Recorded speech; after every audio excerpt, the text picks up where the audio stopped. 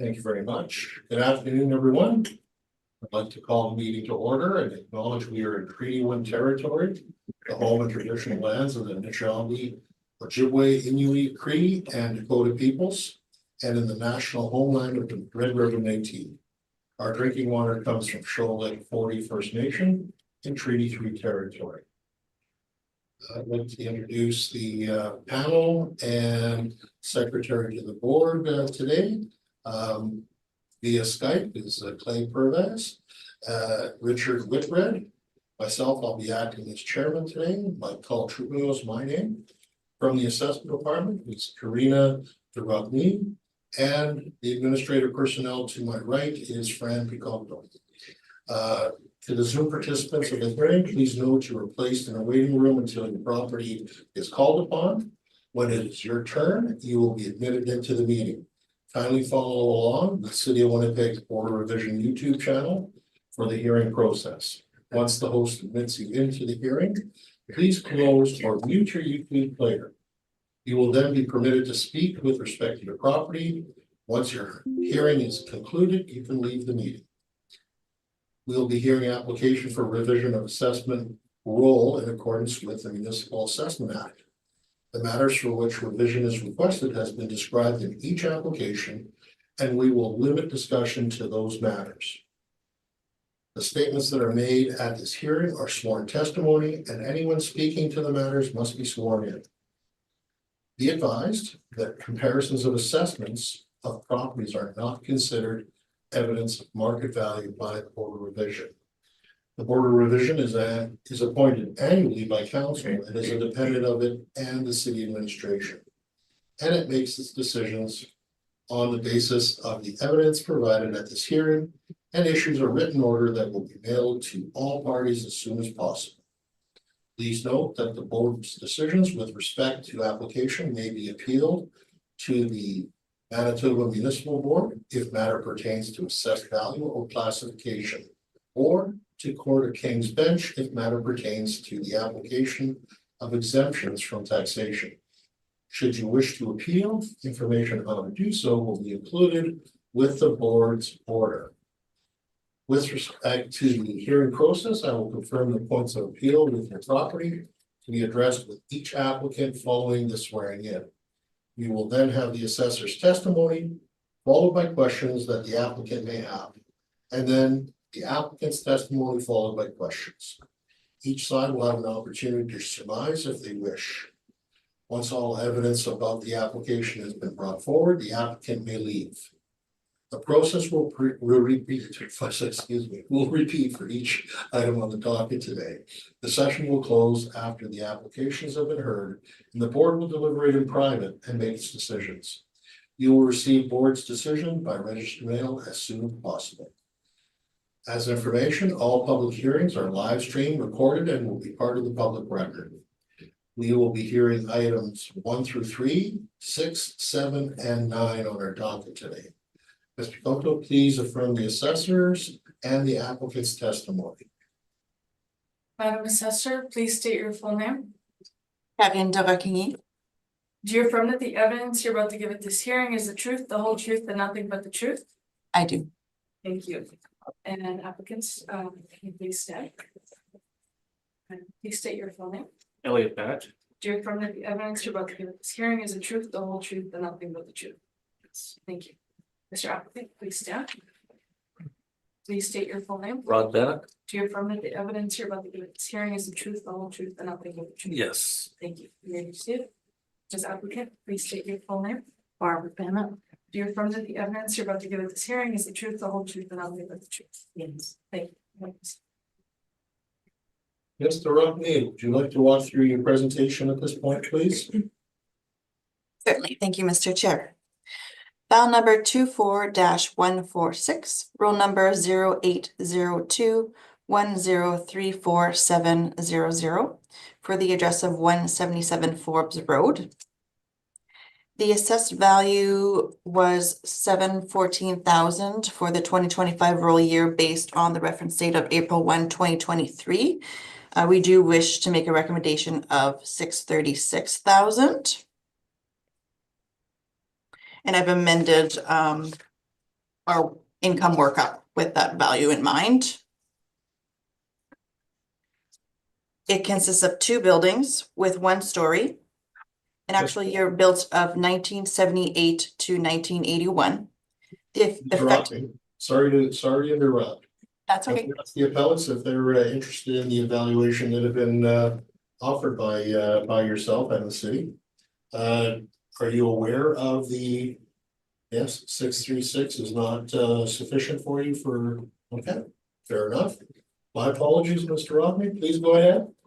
No worries.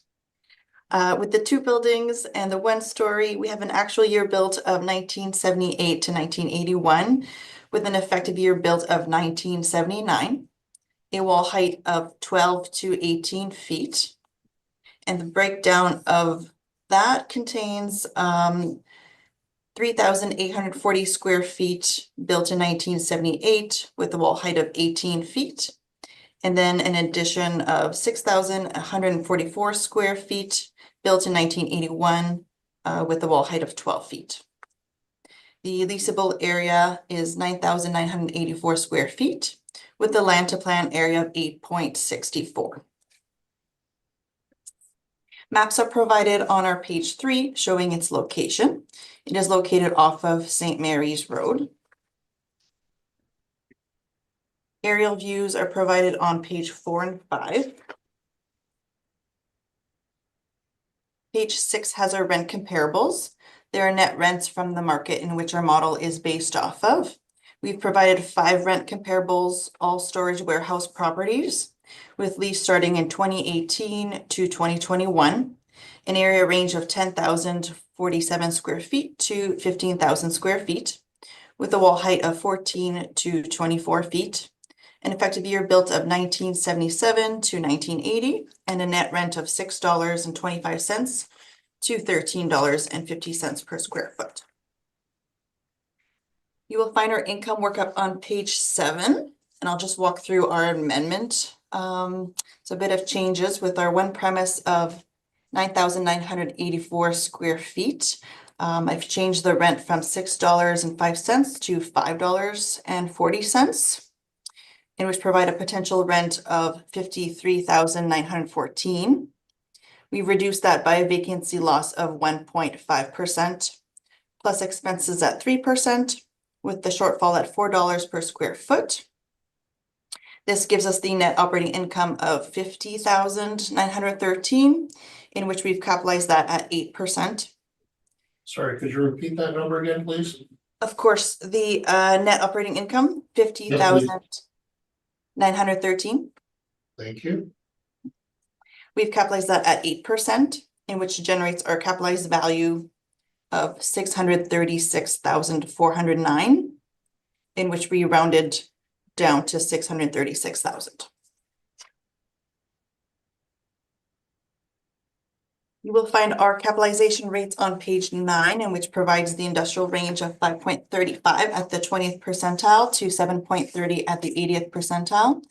Our 8% is well above our high end of this range. Page 11 is the income and expense report we've received advising partially occupied with the net rent income of $4.81. Also advising total leasable area is 100%.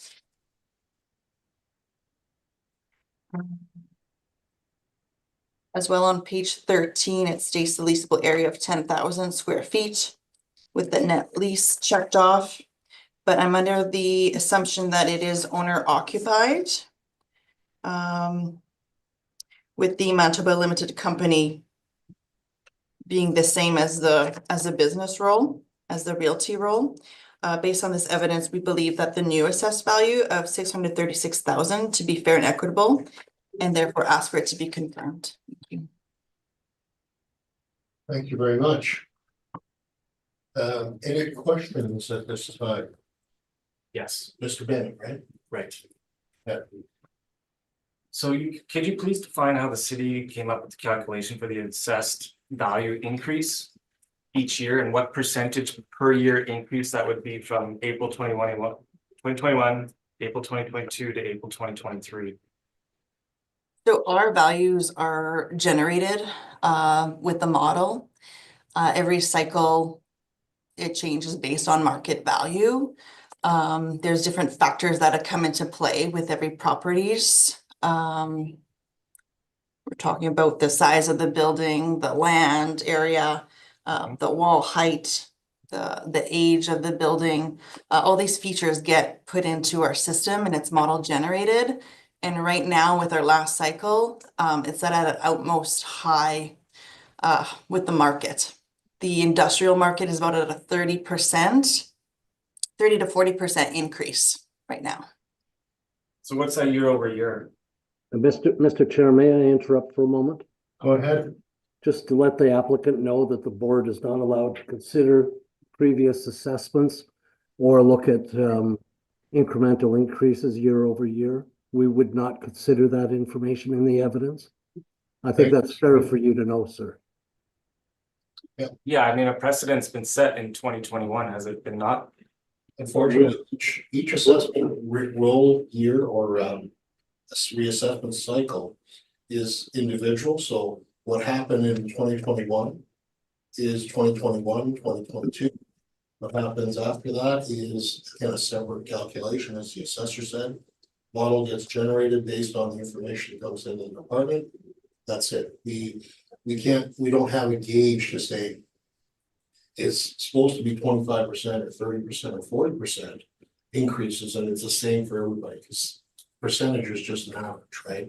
So at the end of the day, it's irrelevant as to what happened before. We have to look at it in the here and now. So if you can limit your questions to that, Mr. Bennett, that would be. Yeah, well, I mean, like, Is this an area problem too? Like where we are, is all that going up? Would you think, or? Mr. Rockman, would you like to comment on that, please?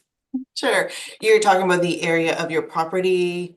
No, I'm talking like there's Lacoste and St. Mary's Nurseries and not too far from us, you know, a couple of maybe a quarter mile. And so I'm just wondering, is the whole area going up like that in value? Again, it's based on different features of every property, but as well as the market region, like you're talking about, also accounts for particulars as well. Mr. Chair, I'd like to interrupt again. You were clear in your instructions to the panels that we cannot compare property to property. Is that a fair statement? And the applicant should know that? Yeah. About the area. so what we're facing originally was a 44% increase in 2 years, which to me, it seems like it outpaces Winnipeg's market. The drop down to 6 is still a 33% increase. It's about 16.5% per year. Again, seeming like it's outpacing the market. This building that we have is zoned RR5. All your comparables are either M1 or M2. So they have a lot more use. We have a very restricted use on this building and this property. Our business is. I need to interrupt again, Mr. Chair. The applicant is giving evidence. He's not asking questions of the assessor. Thank you, Mr. Whitbread. You need to ask questions of the assessor and the material that she provided to us. Okay, so You can put whatever you want forward once, well, I'll give you the opportunity to talk about it. Okay. what zoning are these properties that we're compared to?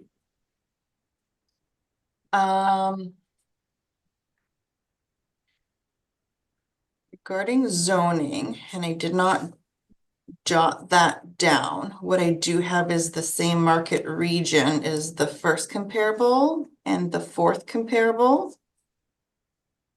They're all storage warehouses. As far as zoning, I did not jot that down. So is there any conditional uses on these other buildings? Or would they be able to be freely operate as whatever business they would want to? Unfortunately, I do not know. I Anybody just else? have them all as storage warehouses. So storage warehouse on a rural residential property versus a M1 commercial property. How is that comparable? Are you stating that your property is M1? Ours is rural residential 5, RR5. With conditional use for us to operate there. We have you as M2. It's not M2. It's right on our city assessment. You can punch in our address right now. It's RR5. It's always been RR5.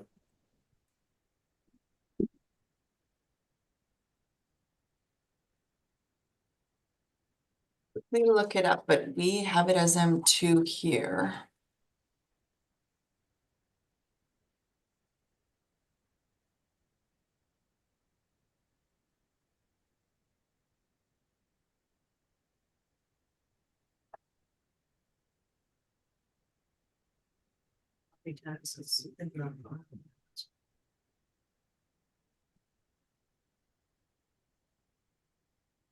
It's my error. We do have RR5. So it is shown as RR5 then, Mr. Rockney? I'm sorry, what was your question, Mr. Chair? It is shown as R5 then? The property, we do have it as RR5, yeah. And you're certain that you don't have any information on the other ones that you provided today for comparisons? I don't. But I'm certain that RR5 are hard to come by. So I would probably suggest that they are not. That is correct. They're not. So you're not comparing apples to apples, essentially. With all these variables we've got here to pump up our valuation on a property that's got conditional use at best. Plus, it's not even finished off inside. So I understand the previous assessments are basically garbage from a city standpoint. And you guys are ready to pump the numbers up by the looks of it, and you're justifying that somehow with a computer algorithm based on a whole bunch of information that seems to us a little bit inaccurate. So there's really nothing comparable to our building assessment. Therefore, I would revert back to the original assessment. I know that that's frowned upon in this room right now. However, it's been deemed 456 in 2021. We purchased it in 2016 for 305,000. So you're telling me in 8 years it's more than doubled, is what you're telling me, if not more. Is that correct? As I said, the assessments as comparable to one year to another are not I something. don't you even can understand go how over. that's possible, Well, because it's been done by I the city. appreciate what you're saying. The problem that we have is that when we look at valuations assessments specifically, it is based on how it was assessed. And that is the yardstick that we use for the individual years. Each cycle is different. We can't look at the past cycle and say, well, that was right, or that was wrong, because it could be either, or it could be both. And that's the problem. Can't look back on these things. That's in essence the issue that the department has, but so does the board. And anybody that shows up here has That's a to, challenge. that is, That's a And I- big challenge. and I appreciate that it is a challenge, sir. I'm trying to be very I understand. I lenient appreciate to allow you to have your moment, and I get it. You're saying, hey, we just don't have a lot of comparisons. The assessor's answered your question in that there's probably not a lot of R5 properties that she can draw to that are rented. That's the key. So there might be other R5 properties close to you, but they're all owner occupied. If they're owner occupied, that means there's no rent being paid. She then can't look at the system and say, okay, give me rents for R5 properties of this size and yada yada. because it doesn't exist. Because if it doesn't exist, it doesn't exist. But she still has the problem of, as the assessor, having to put a value on each and every property in the city. So therefore, when they use the model looks at all the data that goes into it and comes up with a number for each and every property. Now, some of them have better information than others, absolutely. Some have less information available to, and so It does a statistical analysis of various issues, building size, land size, age. Those kinds of things, and then it spits out a number. So that's the problem that we have today. She's trying to, in essence, tell you, Using comparables that are not comparable. it's the bet she's got. It's either that or she's gonna say, I don't have any comparisons, and you're gonna go, well, there are no comparisons.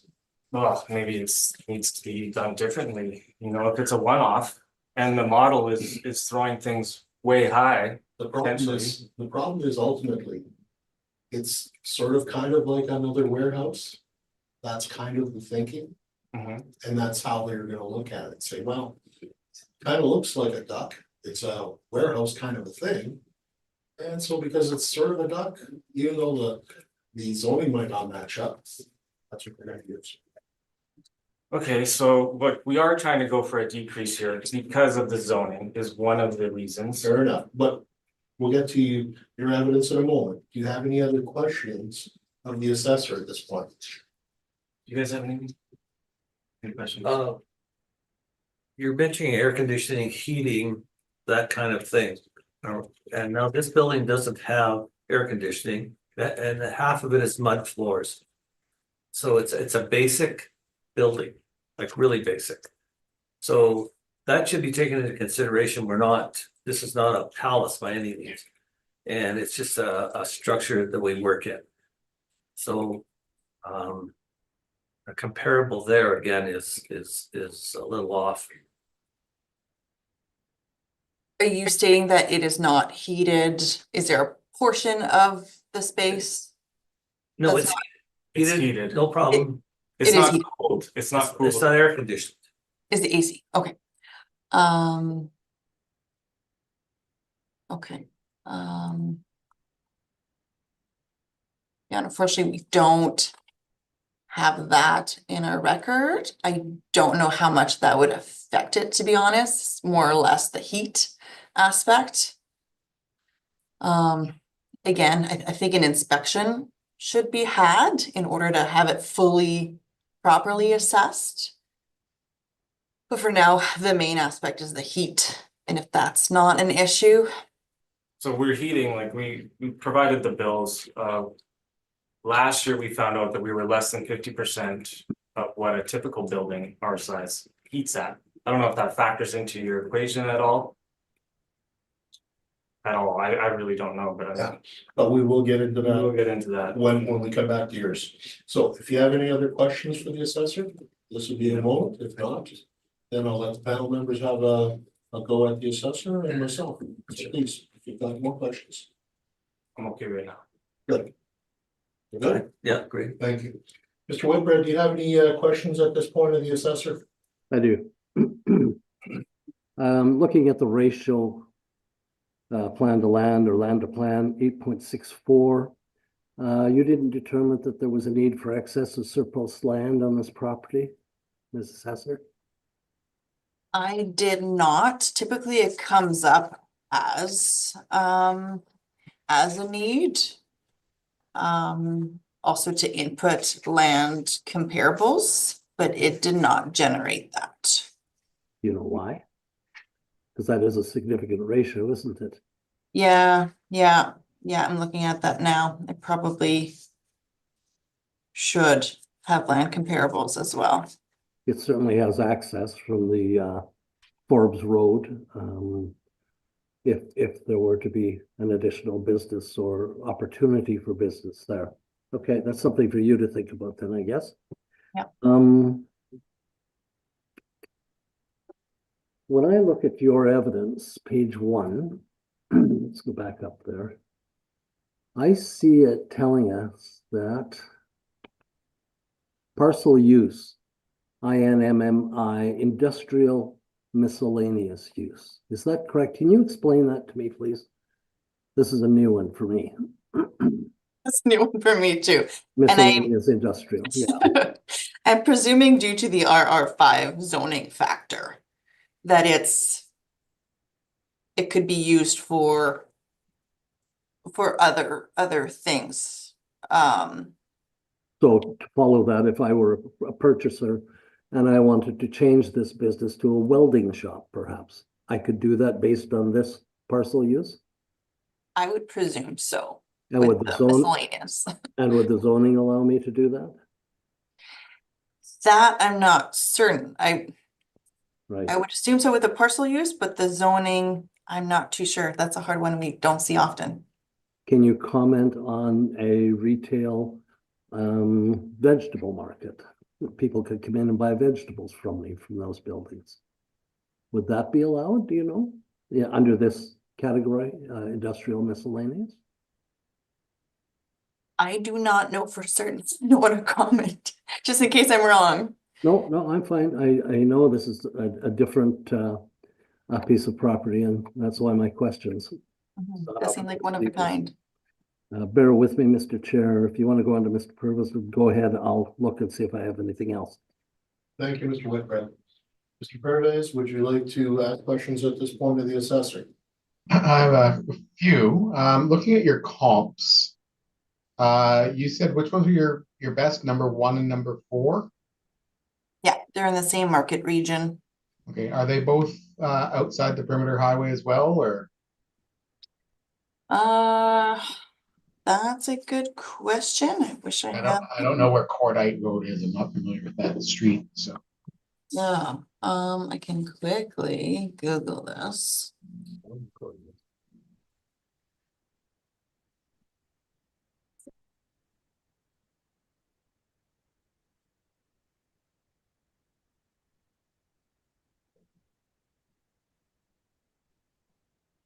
Does look like it's also outside the perimeter.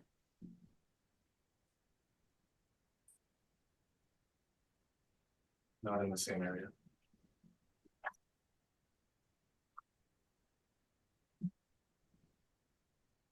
Close to Grassy Boulevard?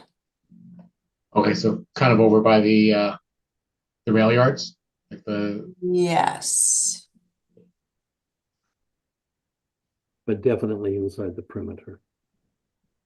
Sorry to interrupt. because my other questions are kind of flowing from that. Forbes Road, it's been a few years since I've been down there, but I've been down South St. Mary's many times. And I'm fairly confident there's weight restrictions on those roads down there, aren't there? At times, from basically March, say March 1st to maybe mid-May, there's a road restriction put on there. Appreciate the answers. I would like to, asking the assessor. You get your chance. Don't worry, you'll get to. I'm just trying to help at this point. And I appreciate that because I'm sure they know more than I do. Okay, I was just, so you haven't been to this property, correct? I have not, no. No, okay. I'm just, because the comps that you had, I think there were a couple that were storage units or storage properties, like storage lockers on them. I'm just trying to figure out if that's a viable comp for a property that has road restrictions. I mean, would you be able to drive an 18-wheeler on those properties as compared to the other warehouse properties you're comparing it to? That's a fair question. Unfortunately, I have them all as storage warehouses. Unfortunately, I don't have photos of the exact setup of accessibility. So yeah, I don't know for sure, unfortunately. And then also looking at your page, I guess 4 and 5, I'm assuming Google satellite images of the property.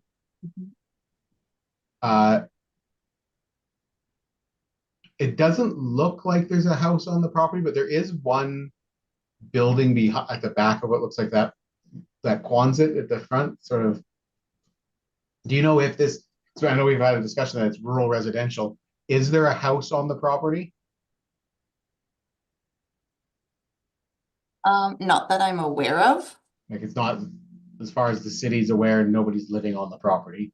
No, not that It would show as another building on that property if there was. Yeah, I just wanted to make sure, and I know this, I'll redirect the question as well to the applicants as well, because there is a house looking building at the back, but that could also just be a smaller, Yeah, it appears that it's another parcel. yeah. No, but on the building in question, if you look at the top in the photos, there's a sort of a, I call it a Quonset, but like a small curling rink shaped building. And then there's a building at the back of it where if it were a curling rink would be the lounge and restaurant area, but that it has more of a roof or a house sort of structure to it. But I'll ask the applicants that if there is a residential property on it. There's not, that portion there was actually the original office area built in 74. So actually there was a garage door on that, kind of where the man door, that's actually our entrance, our main entrance into the building is through that smaller office area. Okay. But it's old, like it's in marginal condition, I would say, but everything is interconnected inside. All the buildings are attached as basically one unit, but broken into the sections. And my last question for you, Mr. Rockmini, is hearing the evidence that half the floors are mud dirt floors, does that impact the assessment of a property? I mean, it seems to me like it would really restrict its use with. Unfortunately, we're not made aware of any type of. Like, is it contaminated, the soil? No, It's No, just, okay. we provided pictures of the inside of the building that has, it's gravel, but right under that gravel's, it's all mud. Okay, well, maybe Not that I'm I'll aware end of. my questions so we can hear from the applicants and get a bit more of this information then. Thank you. That's my questions. Thank you very much. Mr. Whitbread, do you have any further questions resulting? Yeah, I did want to come back. Thank you. When I look at your comparables, you tell me that there's storage warehouses, but do you know what kind of businesses go on inside them? Do you have that information in your, I don't see it in your evidence. Do you have it available? I should have had it in front of me as well.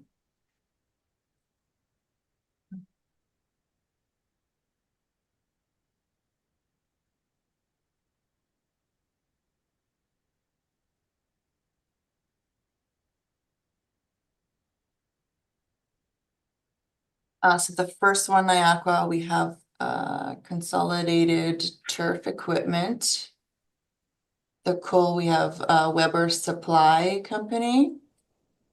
Industrial Supply. 1130 King Edward is Western Canada Express. At Cordite, we have Hunter Wire Limited, and 50 Paramount, we have Keener Jerseys.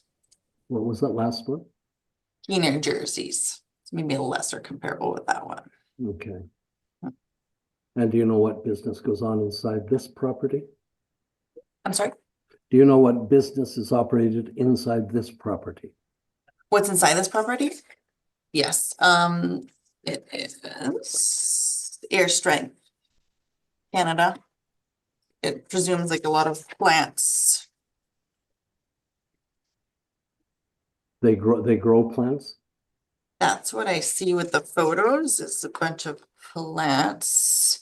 Okay, I can get into that with the applicant once we start there. Thank you. I have no further questions, Mr. Chair. Thanks. Thank you, Mr. Whitbread. And I think my questions have been asked and answered, I believe. And maybe we'll have some more light shed on it after we've heard from Mr. Bennett. So at this point, Speak. you can walk us through your presentation, please. Okay, so And remember, don't need to talk about assessments or what happened prior. all right, but so then we're gonna talk about comparables. I think that's a fair place to start. This property has a rural residential status on it, so there are a bunch of limitations. And we actually, our company, we supply interior tropical plants to commercial buildings. We build green walls and things like that for the conservatory. It's typically large scale jobs, and all of our jobs are all over the city. So 177 Forbes is a warehouse holding facility for plants that we bring up from Florida or BC, and it's housed there and it's then distributed from there to our clients. There's no retail that happens there. We know that that's not a use or even a future use at an RR5 level. Our company does it actually is, what is the classification for our company on the property, you remember? It's like a wholesale garden center type provider, and that's what we qualify under, because that's our core business. So anything like that is applicable to this property, but if we wanted to change it to say a welding company, we wouldn't be allowed to. A retail vegetable market, I don't think that would fly in that area either. Like, we're a very quiet operation. We know all the neighbors around us. Everybody gets along with us well. We get along with them well. We're there maybe, I would even say 20 to 25% of the time that the building's just sitting there. It's unoccupied. It's just sitting there. Property's kept up. It looks good. We take care of everything we can. But there are limitations, particularly the roadway is one. It's a dirt road, gravel. It's poorly maintained. So as we're coming out of the road restrictions, it's potholes, and it's a safety issue, actually. If you guys want to address one thing, we have a major safety issue on Forbes Road. The first 250 feet is terrible. So it's graded periodically when we complain, but it's not watched and maintained, and then it's run down. So we also have issues with potential flooding due to the city water not draining correctly. So we've upgraded our culverts, but then there's culverts further down the road that are blocked, backed up. And that's an issue that we face basically yearly in the spring. The weeds are another issue.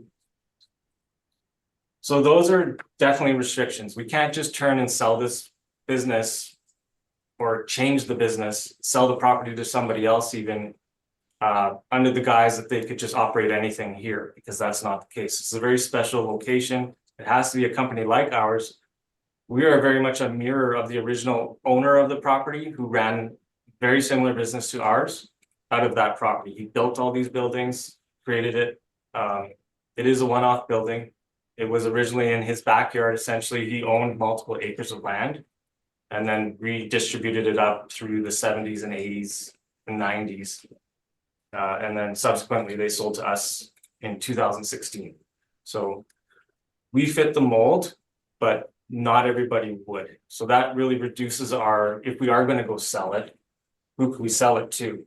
So that reduces it significantly. Then the road restrictions, if somebody was bringing in trucks and whatnot on a regular basis, well, that road restriction would shut them down for a period of almost 3 months. So that's another strike. No retail allowed, another strike. So you can't really bring people to the property and then sell goods and services. It's basically just a quiet holding facility. The floors aren't finished for the most part. You know, it drains right into the ground, and that's been like that since day one, hasn't changed. So it's not a fully finished building. It is fairly old on the inside. It's needed a lot of work just to maintain its structure. And yeah, for being compared to M1 and M2 commercial properties that have full use of their land, they could take that building, sell it to anybody, and get their full value or whatever they can get. You know, that's basically what you're comparing us to, is somebody that can go get and sell to anybody and get full value. We can't. We are always landlocked here. We can't develop any bigger than what we are. We're not allowed to. There is no house on the property. Nobody lives there. So, I mean, it's a bare bones operation at best. So, and then the city services, we don't have garbage pickup. We don't have city water supply or sewer. We don't even have proper internet. We're on Starlink because there's just no service there. And again, the road is basically our only maintenance from the city that we get, and it's marginal at best. So that's kind of the situation with our property. Do you guys have anything to add? No, you're right on. Yeah, I mean, it's limited use, and we follow that, and we respect the neighbors and everything around it, but because of its limited use and not being able to talk about the past, but the past is the past for a reason. And to come and say that things have jumped 44% in 2 years in Winnipeg blows my mind. This is not Miami, South Beach, where condos are going up like that because they have a cryptocurrency boom. This isn't that. This is a rural residential property stuck in the middle of a residential property, all surrounded by it. And that's what we're operating at. And we're allowed to. But the values are not in pace with M1 property or an M2 property. Even if their square footage is similar, it's not comparable.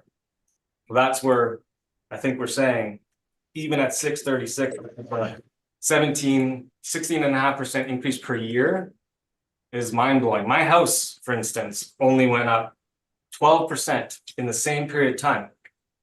And I've got it went from 580 to 660 or something like that. All right, Mr. Bennett, I'm gonna cut you off there for a moment. I'm gonna ask you one simple question. What do you think the value should be for your property, sir, for reassessment here that we have in front of us? Well, I mean, for me, I'm going by a percentage. Excuse me. Do you want to get some water? No, I'm not water. Okay. It is what it is. Sorry. So, like on average, this is where I was hoping to get some information from all of you. I know you don't operate like this, but you know, Winnipeg Real Estate Board would. What is a year over year sales average increase on residential homes?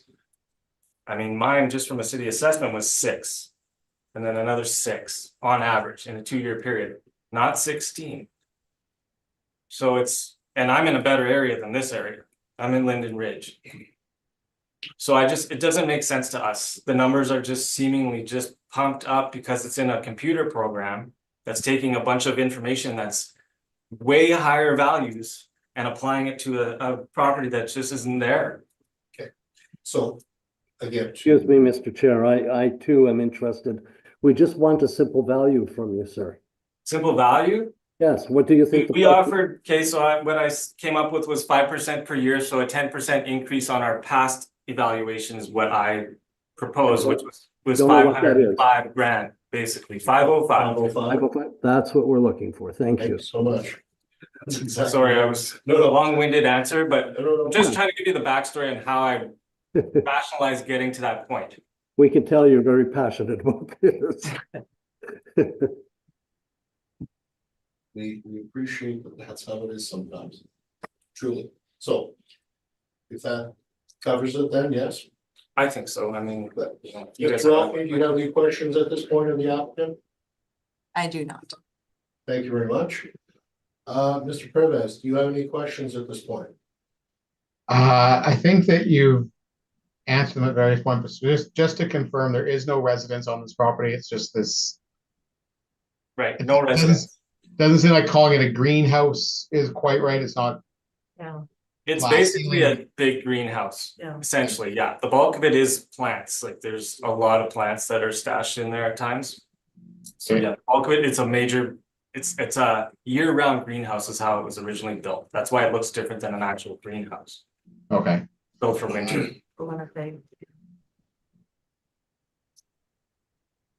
Okay, that's all my questions. Thank you very much. Mr. Whitbread, do you have any questions? Yes, I do. So I think I heard you say there is no water to this property? Yeah, no city supplied water. We have a well, and then we truck in our own water. We have a cistern within the Quonset in the floor area. It holds 4,000 gallons, and that's what we use to water the plants.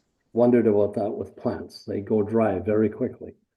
Yeah, No toilets or sewer into this property? we have a toilet, a small bathroom that goes into a holding tank. And That that's been installed by previous owner, original. Okay. So self, built. If I can I'm gonna get you to go over, if you've got access to it, to the assessor's photographs on page 4 and 5 of her evidence.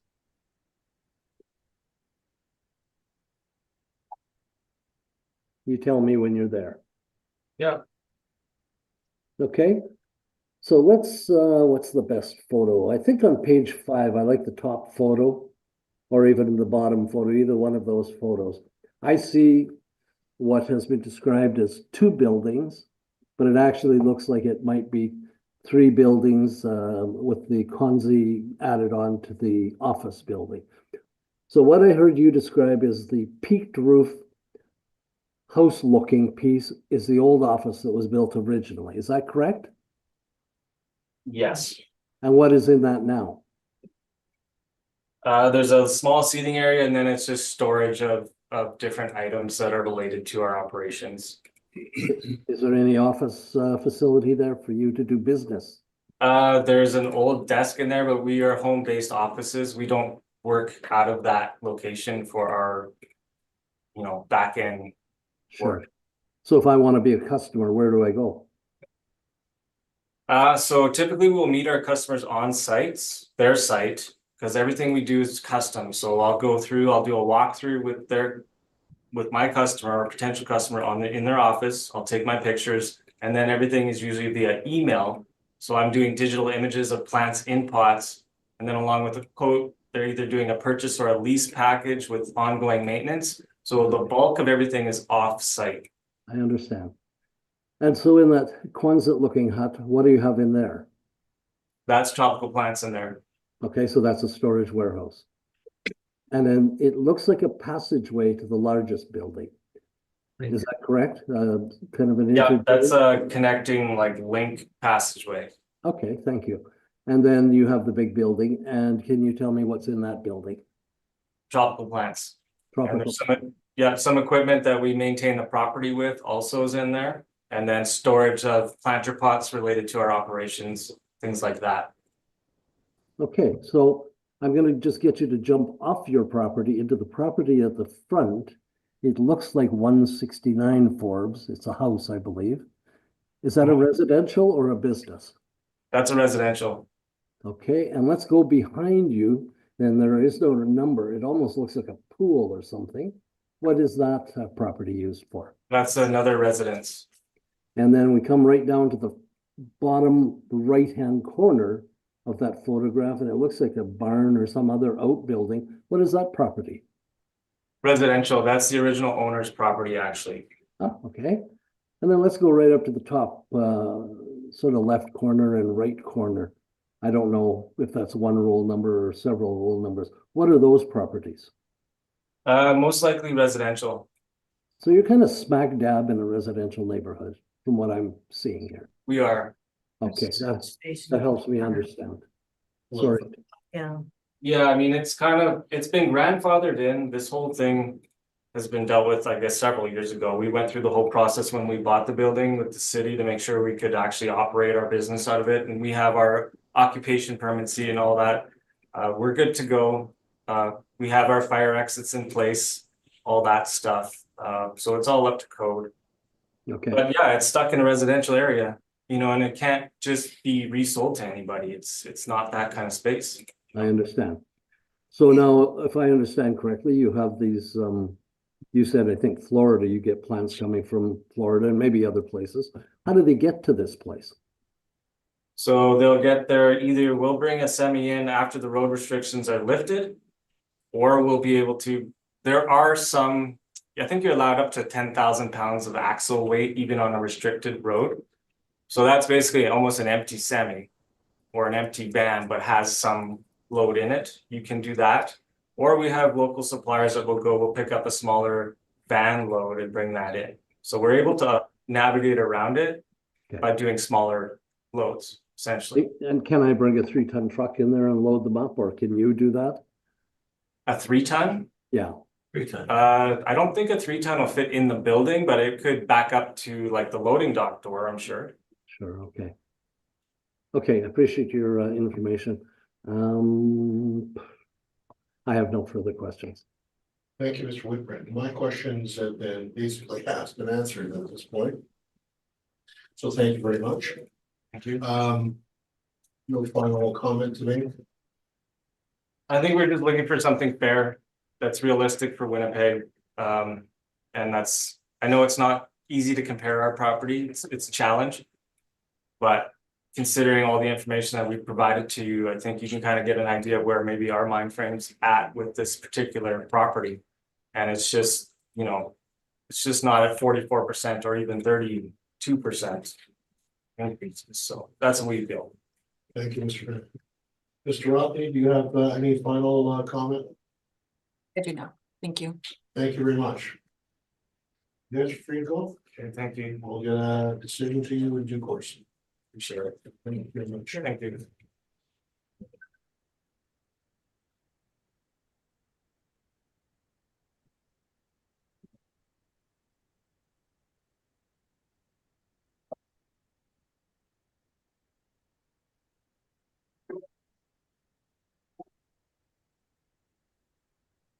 Yes, whatever you want. Mr. Chair, would it be okay to have a 2-minute break? Sure, go ahead. Thank you.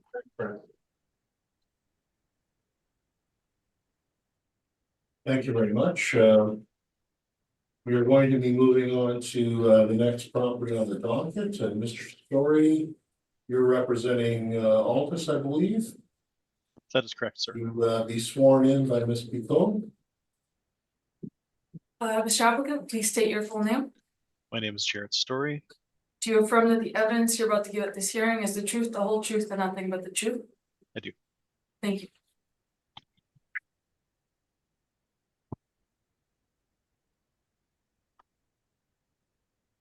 One 24 Ornate Drive.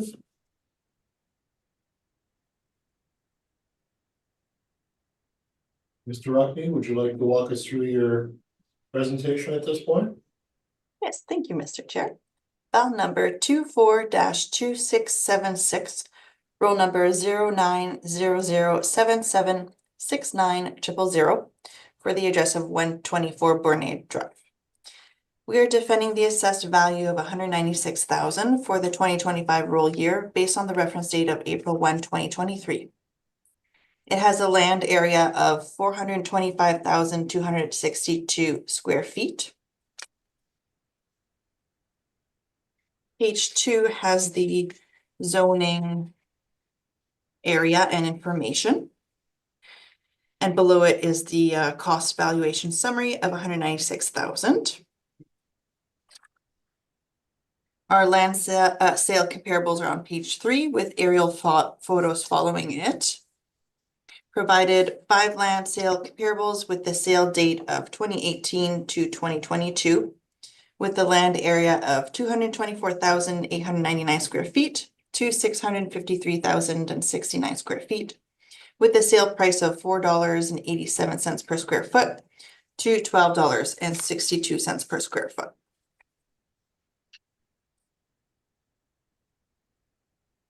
Maps are provided on page 6 and 7, showing its location. It is situated off of Jugal Road. Exterior photo provided on page 7, as well as aerial views following it. Page 10 and 11 provides documentation regarding the pipeline easement. However, this property does have access to sewer, and we have already accounted for the no water.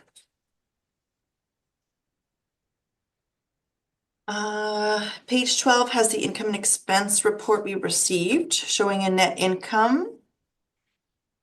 But we have not added any income on this property. We're only assessing it as land. Page 14 are permits showing that the property does have value besides the land. But again, we just assessed with the land value only. Based on this evidence, we believe that the assessed value of $196,000 to be fair and equitable, and therefore ask for it to be confirmed. Thank you. Thank you very much. Questions at this point, Mr. Story? Yes, sir. I have a few questions. Mr. Rockney, is this assessment, is this all model derived? It is, yes. Okay. And you'd mentioned that there is an easement, and that's correct. But I noticed on the property record, it doesn't show that there's an easement as an influence. Would that then affect the modeled output? It wouldn't show the easement, but in our records, we do have record that there is no water access. No, with the easement. So Oh, I'm sorry. I asked because, and I'll get to this in a moment, but on one of your comps, under the influences, it does indeed show an easement. So I know that that is something that does show up on the property record under influences. So you're suggesting that that easement has been considered, but it's just not showing up online? That's correct. I've actually Okay. inputted the subject in that column. So you're right, the land influence should be documented there. Okay. You'd mentioned that it's land only, but there are other structures. I'm just looking very closely here. It appears that those permits that you're showing are for, I think one is $5,000 and one is $8,000, and these are small little storage sheds on site. Is that right? Okay. And can we agree that the present use and historic use has been, well, let's call it storage, basically, where the owner of the adjacent property, who runs a prefabricated house and cottage business, stores their prefab homes on that site? Is that your understanding? Yes. Okay. And that easement, just so we're very clear, is based on an east to west pipeline that runs below the land. Is that correct? To be honest, I don't know what the exact location regarding underneath it. Okay, but your department has been provided with the easement documents and the prohibitive development caveats. Is that fair comment? Right. Okay. Okay. And then I guess the big piece of evidence here that I'm concerned with is there's a sale in 2017 for this property for $72,000. Is that considered in this assessment at all? It is not. It's just documentation. Okay. Okay. I'll go through these very quickly, but based on the sales price for the comps that you've used, these are all superior, vastly superior. Is that a fair comment to you? Not necessarily. Okay. So, okay, comparable one, that's off of Haggart in Brookport Business Park. Is that correct? I believe so. Okay, and can we agree that would be where the majority of the prime industrial new development that's happening within the city limits is occurring? That's Brookport Phase 2. Is that correct? I am not 100% certain on that. Okay, and number 2, that is a property that is currently that has a development application into the city in order to develop it's either a 6 or 8 story corporate office for Ironclad Developments. Are you aware of that? What I know about that one is actually an oddly shaped one, and it actually doesn't have good access. Okay, but does it have an active development application that has been recommended to be approved by the city property planning and development in order to develop a large office tower for Ironclad Developments as per the development application that's in play at the city? I'm not aware, but as far as you are. Okay. Number 3, I couldn't find anything on that one. Number 4, that's the Murray Industrial Park right across from NAV Canada, correct? I believe so. Okay, and that's fully serviced and regular shape and in a traditional, let's say, industrial area, industrial park. Yep. Okay, and then number 5, that's since been redeveloped as the BIL Security Corporate Headquarters, correct? So a large building is now on that site? I do not know, but okay. Okay. Okay, and can we agree that the value of these lands is typically related to its capacity to develop something more valuable on that land? Is that a safe comment in terms of how we ought to value vacant land based on its future use? Yes. Okay, and just to be very clear, our property on Bournay cannot be developed to the degree that any of these have been developed. Is that fair? I would say that would be fair. Okay. Okay. And you have, I guess, some of these drawings are actually site drawings on page 10. That would be from the easement agreement, correct?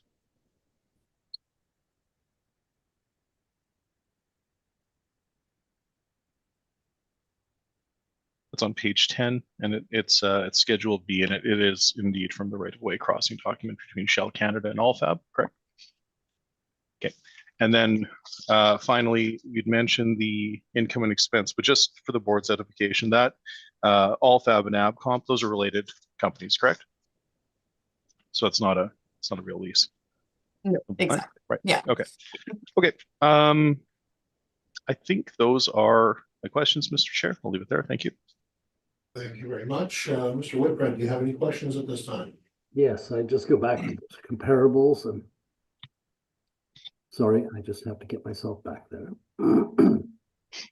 So you valued this property at 46 cents a square foot or 20,000, roughly 20,000 an acre for 9 acres, 9+ acres. When I look at your values, I'm quite puzzled by the comparables that you've used. I mean, the lowest one you've got is 487 a square foot, 10 times the value of this property. What is so significantly different about these properties that caused you to compare them to this property? I'm quite puzzled. Yeah, well, to be honest, there aren't many vacant land properties with similar square footage and a recent sale. I mean, the most comparable would be comparable to with the square feet. And also it being an oddly shape comparable, as well as it lacks access. So I feel like that was a good comparable.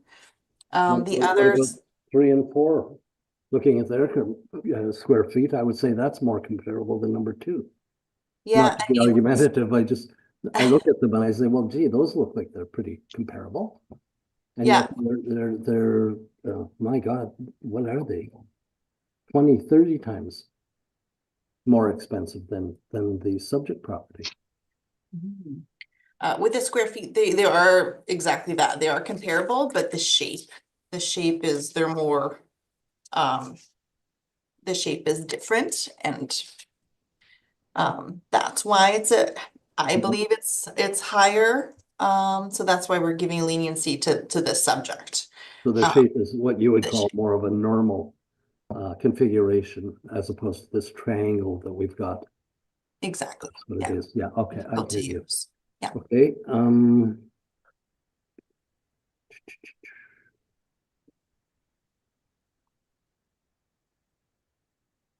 land was bought 7 years ago. Do you know what the purpose was? Was it for this purpose to put these homes together? Jared has the exact answer to that, but I'm under the impression that that was the idea, is to build for this use. Yeah, because We the could come pipeline to- easement was known, that I feel like this was the reason. I don't know for sure. We can come when we get to Mr. Story. Come back to that when we get to Mr. Story. I'm gonna leave it there, Mr. Chair. Thank you. No further questions. Thank you very much. Mr. Pervez, would you like to ask questions at this time? I have a couple. I'm just trying to get to. It's your page 11. That red line in the diagram, or the highlighted line, that's the pipeline easement. Correct. Okay, and then to the north of the property, or the angle on the north of the property, that's railway tracks, right? I noticed the railroad tracks, to be honest. I thought there were railroad tracks in one of the pictures. Maybe it's the. Oh, yes. Yes, you're right. So yeah, the north, or this depends which way you're looking at it. The one side of the property, it's sort of usage is hemmed in by, is it a pipeline easement, or is the pipeline there but underground? That's what I understand is, now I know it's underground as far as Jared Okay. explained. Yeah, So it's an actively used easement, not, so the property then is pretty hemmed in by Bornay Drive itself, an easement or a pipeline, and a rail line. So the And pink, sorry, the pink line is the pipeline easement then. Is that Yeah. correct? right. Okay. Just help me understand. Thank you. So yeah, so it's and then the current use of this land right now is that the RTM company, the Ready to Move Home company, stores finished houses, I guess, that are ready to be moved, it looks like, get sort of put there until they're hauled away. From my understanding, yes. Okay. I think that's all of my questions, but Mr. Whitbread already asked the other questions I had. Thank you. Thank you very much. So I just want to, just to have it clear in my mind here. We're using a net rent of, or net rate for this per square foot of 46 cents a square foot. And of course, your comparables are, it appear greater than that. I'm gonna assume not a lot of properties to draw to on this one, Mr. Watney. No. No, especially the ones with the similar square footage is what we want to partake. All right. Those are my questions. Thank you very much. Mr. Story, would you like to walk through your presentation? Yes, indeed. Thank you, Mr. Chair. Okay, so we've established that we are indeed at 124 Bournay Drive. Now, this is the ready to move home building. The main holding is on Dugald, and this is to the rear of that. So we have a number of factors that would be considered, let's call them value negatives. We have indeed, Mr. Purvis has quite rightly pointed out, we're pinned in by the rail line. We have no access to city city water, and we also have the issue of this active pipeline, which requires an easement as well as caveats on any potential development. So effectively, the issue with using some of the comps that the assessment department has put forward today is that if we have to adjust them for all of these unique factors, we risk distorting the value. So we have to be very careful about looking at properties that can be used to develop large office buildings or industrial flex warehouse and that sort of thing. So we have to be very, very careful. We do note, of course, that there is a sale. That sale should be considered germane to our exercise today. That sale is for $72,000. This was land that was owned by the city of Winnipeg. It was likely deemed surplus and then sold to the folks who were paying, I believe it was $25,000 a year for the use of this role, and I believe an adjacent parcel as well. So it does indeed have what I'll call some nominal value, but it is not developable. And as I mentioned in my questioning of the assessor, the value of land is the primary function is the ability to develop this into some other higher and better use. We don't have that opportunity here, so we want to be very careful. I've provided you with a number of sales that have some issues. This is on my page 11. They're all in Transcona. It's number one. They range from 35 cents to $1.06. None of them have a pipeline running below the ground. That's the major issue here. I believe it's 5 meters below grade. So any work that has to be done or any sort of any activity on the site effectively is bound by the limits of the agreement that I've included in the back of my brief. You can see it there. It is indeed between Allfab and Shell. So it's difficult to determine what the value would be, but we do know that a motivated purchaser who was already using it and paying rent on the site was willing in 2016 or 17 to pay $72,000 for it. I've used a figure of 30 cents per foot.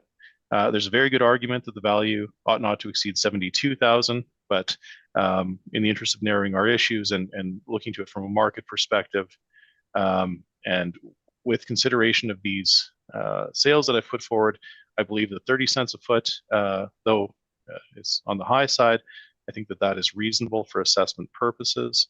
So my calculation is 30 cents multiplied by the 262,000 square feet, which brings me to an indicated market value of $127,578.60, which I then round to $128,000. So substantially higher than the $72,000 that is paid, but based on some of these land sales and using good judgment to adjust downward to 30 cents. I think that is a very well. I think that we've been very fair in making that adjustment. So, despite the fact that we have a $72,000 sale that would be considered germane to our discussion today, we do recognize that it was the sale from the city. So that's in some cases those are not considered typically motivated sales, but it is a good piece of evidence, and presumably the city came up with some metric by which to value this property and sell it to the occupant for $72,000. We've considered it, but we've put most of our focus on these impacted, I'll say, or negatively influenced sites in Transcona. And again, if the low end is 35 cents, we've adjusted slightly down to 30 cents per foot, leading us to, once again, $128,000. That is our request today. The balance of the brief includes the sales mailer. So you can see that the sale did indeed occur in, the sale date is June 1 of 2017. You can see the sworn value and sale price of $72,000. The city was the vendor, but they did send out a sales verification form regardless. So they show you here that they are using the property for storage. There were no buildings. So, I mean, ultimately, if we look at that, those little sheds that were built for, I think, $5,000 and $8,000, I suppose that we can make an adjustment up from 72,000, and that further supports that 128. And then I've also included the right-of-way crossing and limited access agreement to the end of this, or to the end of my brief. You can see the number of conditions that are atypical. We would not typically see these types of conditions in a. We don't have a lot of pipelines going below lands in the city, so it is a somewhat difficult valuation exercise, but I think we've been very fair at 30 cents a foot based on our comps and based on what we know about the sale. So I think I will leave it there, Mr. Chair, but we do respectfully submit that the value ought not to exceed $128,000 based on our submission today. And I thank you, and I'm open to your questions. Thank you very much. Mr. Rodney, questions at this point? I may have a few. In regards to this sale, because you brought it up, 2017, do you know what the intention was at that time? Yeah, so at the time, so Allfab, the Ready to Move housing or home company, was operating on a number of parcels with the main holding on Dugald. There's some interesting background to this. All of those lands cannot be amalgamated because they are in different school zones. So the city can't actually merge those roles together. There are a number of roles that are operating there. So at before the sale, Allfab was leasing this role, and I believe an adjacent role, from the city of Winnipeg to the tune of, I believe it was $24,000 or $25,000 per year. So that's what it was generating. It was the exact same scenario. They were storing their ready to move homes on that site. And at that point, I'm not sure if the city deemed that land surplus, but it was sold to the folks who were leasing it from the city. And the city, I don't know if they consider it a bona fide sale, but they certainly sent out a sales mailer. So the use hasn't changed. It's simply a matter of the city taking that impacted piece of land and selling it to the folks who were leasing it from them. It's a quick follow-up question. Do you suggest that the easement does have an effect with what they're using this space for right now? No, I think the easement has an effect. Well, it's the easement and the pipeline that is below the ground will have an effect, or would have an effect, on any future development. So as I mentioned, when we look at the sales that you've provided, those were land sales where presumably the folks who were purchasing those lands understood that they could build a 6 or 8 story office building or corporate headquarters on them. That is not, and that drives the value of those sales, obviously. that can't be done here. So this is sort of frozen as a, I would suggest you that the highest and best use would continue to be storage of these ready to move homes as has been the operation on this site for many years now. Thank you. One last question is in regards to your comparables. Mhm. I noticed that many of them had no water, but also no sewer. Mhm. Whereas our subject does have sewer. How did you adjust the difference of your comparables averaging your 60 cents to becoming 30 cents? Yeah, so basically we have a number of negative factors here, and we are using our best judgment. So when we have now, it's not typical in my experience to see no water and sewer or no sewer and water. Typically they go hand in hand. So how we've adjusted this? Well, we've looked first to properties that have these similar negative influences. So, and I believe Mr. Purvis pointed this out, we have the rail line issue, which would be considered a negative influence and certainly an impediment to future development. We have the pipeline as a negative influence, which comes with all the caveats on future development and the right-of-way easement. That would be considered a negative. We have no city water. That would draw some uncertainty. There would be a cost to hooking that site up if it was even possible. So that would be a negative. So how we've made an adjustment, I would suggest to you that if our lower comparable was at 35 cents, our highest comp was at $1.06, I think it's very fair to go to 30 cents per foot. And again, that resulting value of $128,000, I think, is a bit high, to be quite frank with you. I think that the sale price was probably higher than what a typical market participant would pay based on the fact that the owner was already using it. So with all of the facts of the case at hand, I think that 30 cents a foot and the resulting value of $128,000 makes good sense. Thank you. Those are all my questions. Thank you very much. Mr. Purvis, would you like to ask any questions at this point? I don't have any questions, thank you. Thank you, Mr. Whitbread. And I don't have any, thank you. And you're looking for 30 cents a square foot. The assessor's at 46 cents a square foot. Basically, that's the difference between the two positions. Precisely, sir. Yes. And sewer is available, but not water. That's correct. Yeah, sewer is available, but not water. We have railway, east line, main line going through at the north end of the property. And there's a buried line for oil or gas or whatever that you're pushing through that pipeline, correct? That's correct. There's a natural gas pipeline by Shell Canada running east to west on the site. Perfect. Those are my questions. Thank you very much. Appreciate it. Thank you, sir. Any follow-up on that, Mr. Story, please? No, I think we're good. We're comfortable with our position and we thank you. Thank you. Mr. Rocky, any questions or any comments, final comments? So my apologies. Okay, no, thank you. Excellent. That will conclude this for the moment. And we'll move on to the next property that you have, which is, I believe, 833 Mission. Well, Mr. Rodney, would you like to walk us through that at this point? Yes, file number 24-2659, roll number 0605061200 for the address of 833 Mission Street. We do have a preliminary issue regarding the non-compliance for this one. Okay. We'll walk through that part of it and then we will have a look. Okay.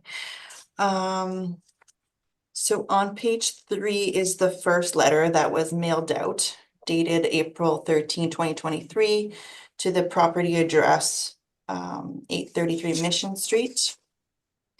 Page 4 and 5 is the blank income and expense that was mailed out. Page 6 is the second letter that was mailed out, registered mail, dated 9th, 2023, to the same property address. Page 7 and 8 is also the blank income and expense that was mailed out. Page 9 is the tracking record, with the tracking number at the top, with the signature received on June 12th. And page 10 is the signature that was provided to us. Right.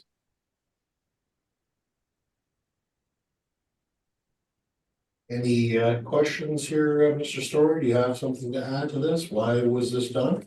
Yes, sir, I have a rebuttal, if that's, if it's appropriate to share that now. I do have the signed, I have the signed form that was by the owner's admission was returned to the city. However, we've not been able to find a in the interest of transparency, we have been having discussions with the department with this with regard to this penalty. So we have sent this form in, but my understanding is that the assessor does not have a record of receiving this form. But we do have it. Unfortunately, we don't have let's say hard proof that it was sent in. It's come to my attention that it may be in the inbox or the outbox, I suppose, of a controller who is no longer with the company. But I did send it to the board so that you may view it. So no questions. Well, I suppose I have one question, Mr. Rockney. Can we agree that over the recent history or over the history of this property, this owner has not typically been non-compliant? Is that a fair comment? Fair comment. Okay, so I'll leave it there, Mr. Chair, but we do have that rebuttal piece that was sent to the board. I don't have anything with respect to that. So You should have it. Where else is it? It's under item 2. Under, sorry. Yeah, so if you go down to item 2. Oh, sorry, here. One of those, if you. Oh, I see. Sorry, my apologies. Sorry, Fran, we can't hear you. Where is it? If you refresh your SharePoint, it should be under item 2, applicant non-co-op rebuttal. Just take a second to get there.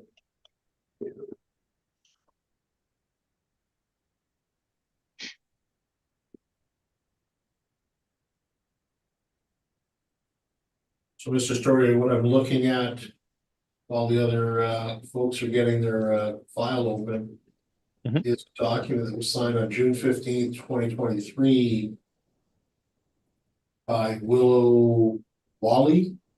Willy, yep, that's correct. Yeah. Yep.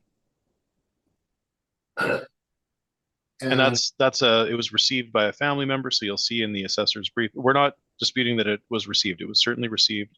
And you can tell, Mr. Chair, on that top where it says property address and roll number, that would indicate to me that was the prescribed form that was sent out. So if you simply download a blank form from the website, you have to manually fill that in. That appears to be the prescribed form. So it was mailed by the city, it was received by the client, it was filled out, and the problem that we're running into is the assessment department is suggesting that they haven't received it, and I'm not able to provide an email trail or any kind of tracking to show that it was indeed submitted. So that is the problem. It is an owner-occupied property now. Whether this information would have any bearing on the assessment is another question. But from our perspective, it was submitted, but we don't have at this stage a record. Yeah. Thank you very much. So what we will do is we will recess to decide what we will do. So take a brief recess while we go on camera to do that. Thank you. Thank you very much. Mr. Story, Mr. Rockney, we have granted the non-compliance on this. It is fairly obvious that the department has done everything they can to provide the information to the owners of the time. And it appears that for some reason or other that just didn't happen. So therefore, we are granted it. Mr. Story, would you like to walk through your presentation? Sure. Mr. Chair, I'm just going to request confirmation of this this assessment today, based on the application of the penalty. That'll give us some time to try and determine how that form was sent. So we will just respectfully request that the file be confirmed at this stage. Do you need me to read the roll or file number into the record, or are we? You might as well do that quickly and Sure. the amount, and that will be sufficient Absolutely. at that point, Yep. please. Yes, indeed. Okay, so the realty roll is 0605061200. Civic address is 833 Mission Street. Registered owner is Acme Welding and Supply Limited. And the file number is 242659. Our position today is 2,822,000. And this is based on the information within our brief. We are simply requesting confirmation of the file at this stage, Mr. Chair, and I thank you. Thank you so much. Much appreciated. So I believe with that, we are going to consider your stop here done this afternoon, Mr. Story. Thank you very much. Thank Appreciate you your time, for everyone. This afternoon. Appreciate it.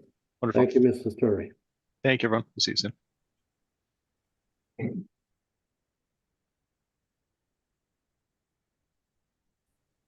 Mr. Smith. I don't want to swear in. Please. Please state your full name. Trevor Smith. Do you affirm that the evidence you're about to give at this hearing is the truth, the whole truth, and nothing but the truth? I do. Thank you.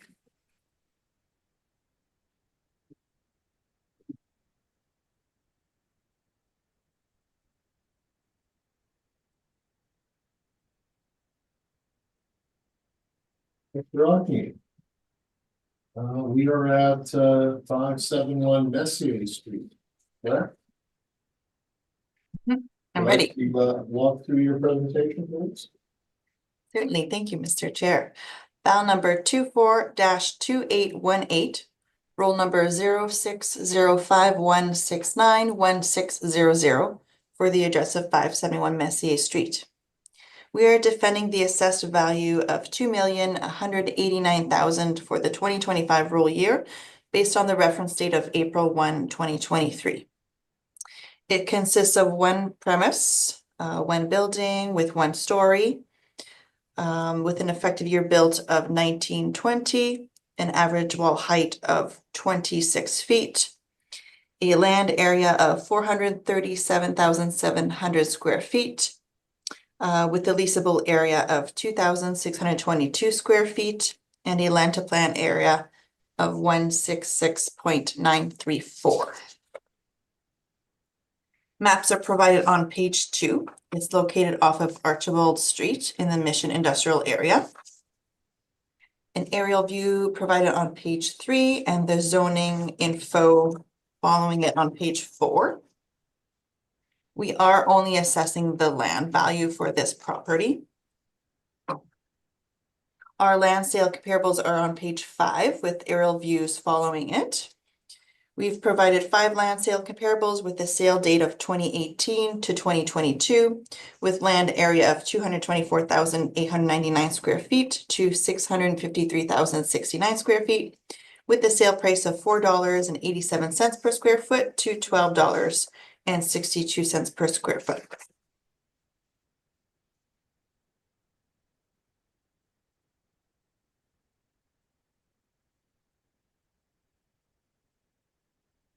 Page 9 has our land valuation, advising the net rate is $5. And page 12 and 13 contain the income and expense we received, advising of the gross income. And again, we aren't accounting for the building in this case. I believe that this property is owner occupied. Based on this evidence, we believe that the assessed value of $2,189,000 to be fair and equitable, and ask for it to be confirmed. Thank you. Thank you very much, Mr. Rocky. Sure, any questions at this time? Yes, thank you, Mr. Chair. Looking at the subject property and its history, is the city aware of the former uses of the land? Former uses.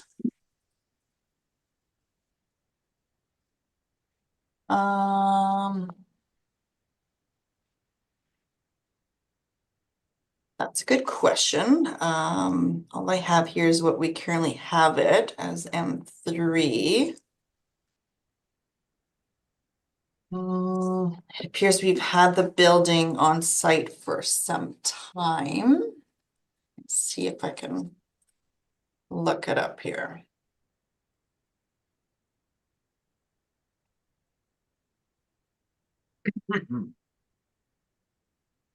Here's, we have the building as far as 1999.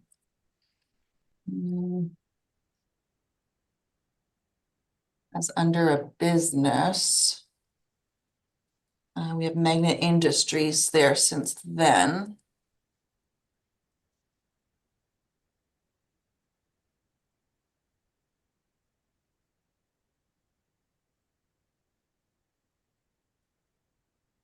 See if I can find more information.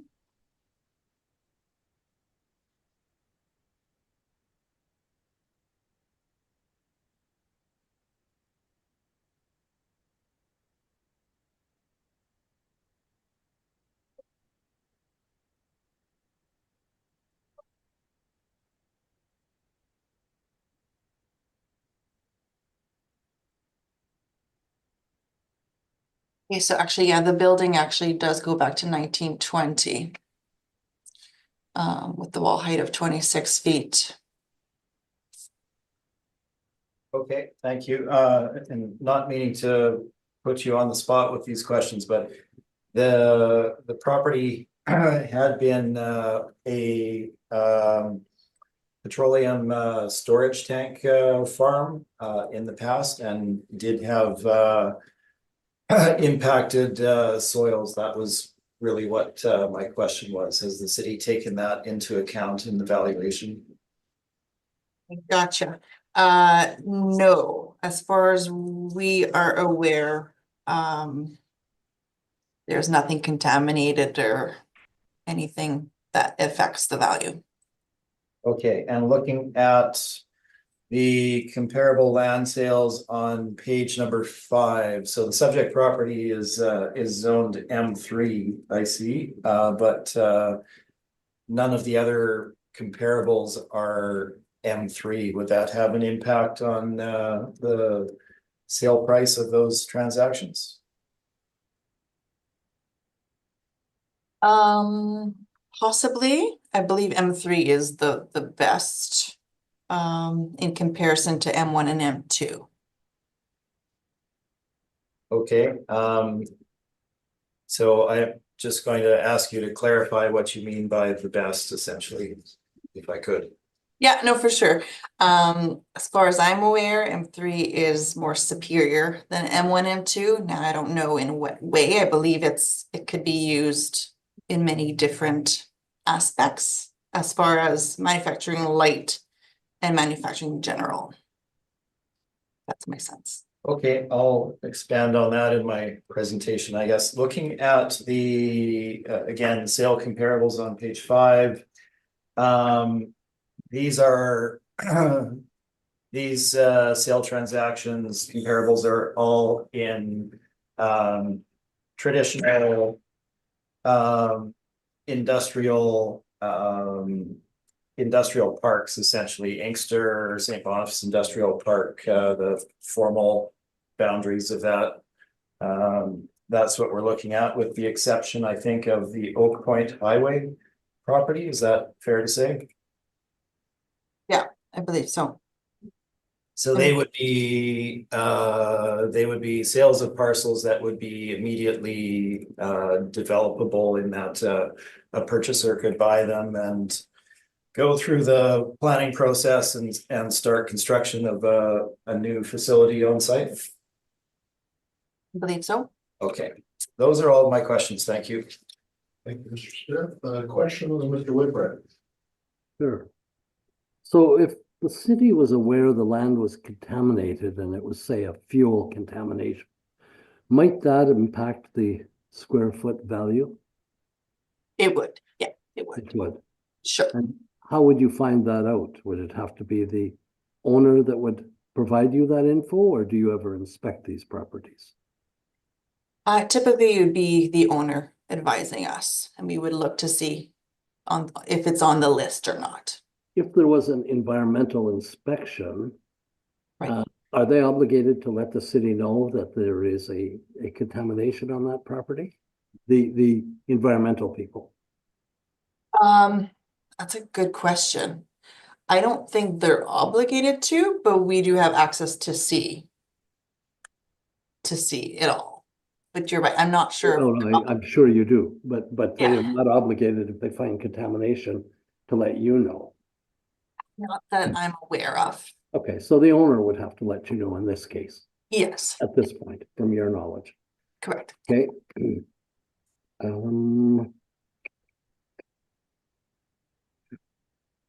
No, I've asked you enough questions. Thank you. Thank you very much, Mr. Burdette. Just to clarify on what Mr. Whitbread was asking there. So the province, when they add a property to the environment, to the list, they don't notify the city when that happens? Like they only notify a property owner, or? Far as I know, they advise the owner. There could be another department that they advise, but as far as I know, we're not directly advised. There is, and actually now I'm backtracking. There is a program that we can look at, just like we can look at the list, that says that they're looking into it. Like there's a file and that they're looking into the contamination. But I don't think that our department would be automatically advised. And then it's not part of your process, when I say yours, not you specifically, but the departments, to then proactively look into that list? As far as I know, it's a very small list. That they're nailing down, like that they've worked on the contamination and they've dealt with it, right? So as far as I know, we wouldn't be actively looking at every address. Unless it came to this or upon an inspection. Okay, and then looking on your page 3, there's the Google Earth view. I can't tell from looking at this, is it being rented as like a yard for trailers, or is it more of a scrap yard type situation? Like I can't tell if those are, yeah. That's a good question. Mr. Maybe Trevor can advise. It's Magnet Industries Limited. I don't know what exactly it's being utilized at. Okay. Yeah, I think I'll probably have a few more questions. Well, who knows? Maybe I'll have no questions for Mr. Smith. Maybe he'll preemptively answer every question I've got. But that's all my questions for you. Thank you very much. And I just want to clarify on page 3 while you're there, the red dot in the bottom corner of the site aerial view is that building use, say, is not assessed, correct?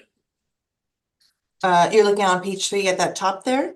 Yeah, Yeah, so what's on top is not part of that role. no. I'm speaking of where the red dot is in the bottom left corner of the Oh, I that see. top. Right, yes, we're not accounting for that. No, You're not accounting for it, but that is the building, correct? correct, yeah. Thank you. And as far as you know, it's not heated or anything like that. I'm guessing it's just a storage shed of some sort.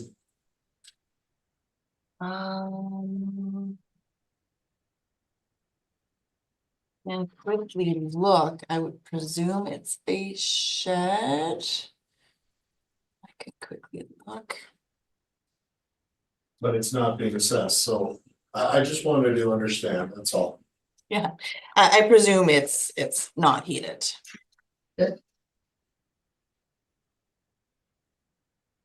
And you have not checked the registry to see if in fact the property is on the polluted list? I have checked and it is not, no. You checked, but it's not. Interesting. Yeah. Okay, those are my questions. Mr. Smith. Let's have your presentation at this point, please. Thank you, Mr. Chair. So, 571 Messier, it is owned by Magnet Industries, who owns the adjacent properties to it would be the west of this property. Magnet Industries is a metal salvage operation. So they have their metal salvage business on the two adjacent properties in significantly old buildings without essentially many services, very little contributory value. And they acquired this property for the same purpose originally. And the property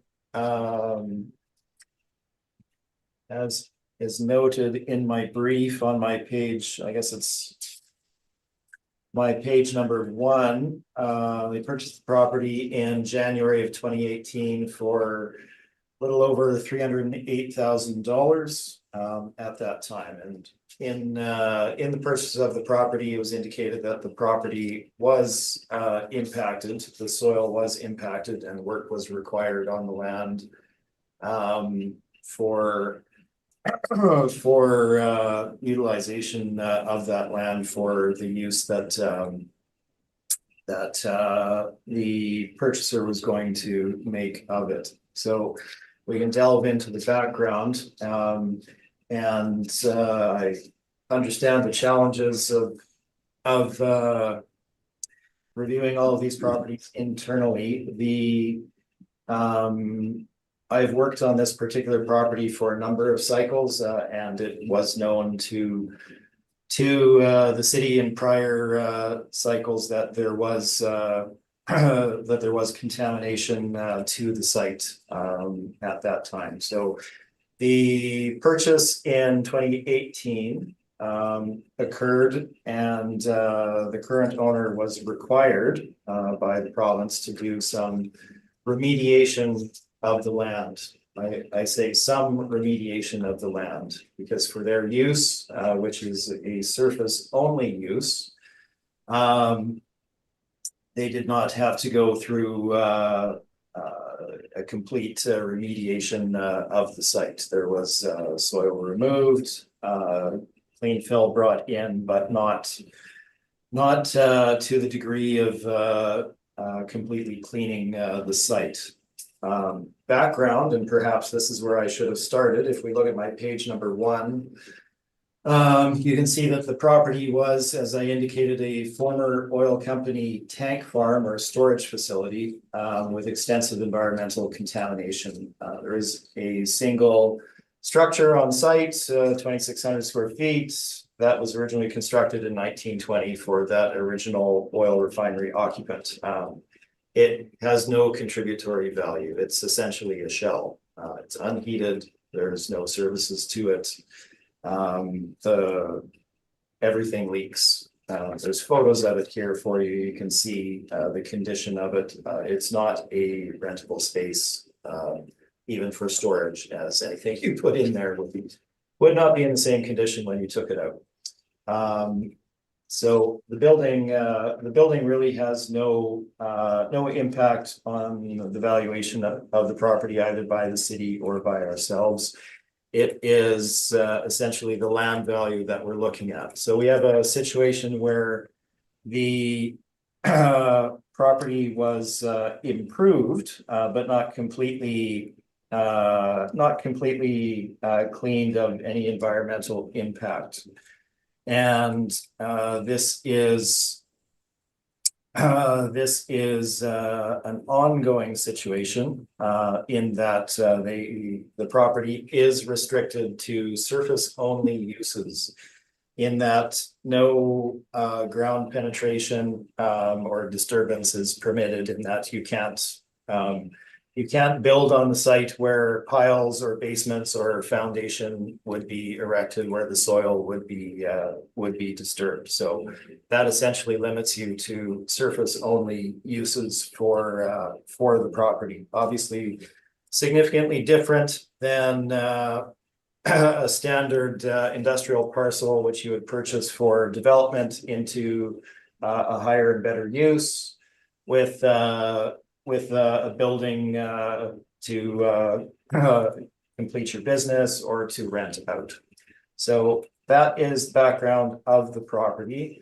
Again, it is an M3 zoning, and M3 is not the highest zoning that there is for industrial. It is specific to heavy industrial. So the definition of it is there for heavy industrial development of a potentially noxious nature. So it's your heavier uses, your uses that are not friendly to most other uses, be they residential, commercial, or higher order industrial. So it tends to be removed from those. In Winnipeg, it's in this particular area in St. Boniface is where the majority of that M3 zoned land is. Looking at my page number 5, and this was actually taken from City of Winnipeg document. This is evidence showing you the history of the property with the tank farm on it. You can see it's a photograph indicating it's from 1949 at that point in time, with obviously the tank farm dating back to at least the 1920s. So that's the background. Property site is shown on page number 6, location on page 7, bottom of page 7 is some former landfill sites. I don't believe that they immediately they do not cover the subject property itself. They're just in the same vicinity. So that's the type of location that we are looking at. So let's move forward to value. And my page number 10. These are industrial vacant land sales. Obviously, we've got a fairly long list here. Many of them are dated. The reason for inclusion of those is the impacted nature of the soil, but we do have some more recent information that's perhaps more germane, so I'll keep most of my comments to that. Just let me excuse you for myself for a moment. You're actually on page 12 in our. Is it called page 12? Yeah, I believe you're at 12 with the estimate of value by direct comparison approach. Yes, so in my brief, it's shown as and I believe number 10 in the electronic it's 12. So sorry, I just wanted to make sure that. Fair enough. Sorry, no problem. So the page with the estimate of value by direct comparison approach and the actual chart of those sales, be it 10 or 12, that is what we are looking at. So subject property 10 acres, zoned M3, and then we have the chart of other transactions. The one that I will draw your attention to is the first one. Number 1, sale on Softly Road.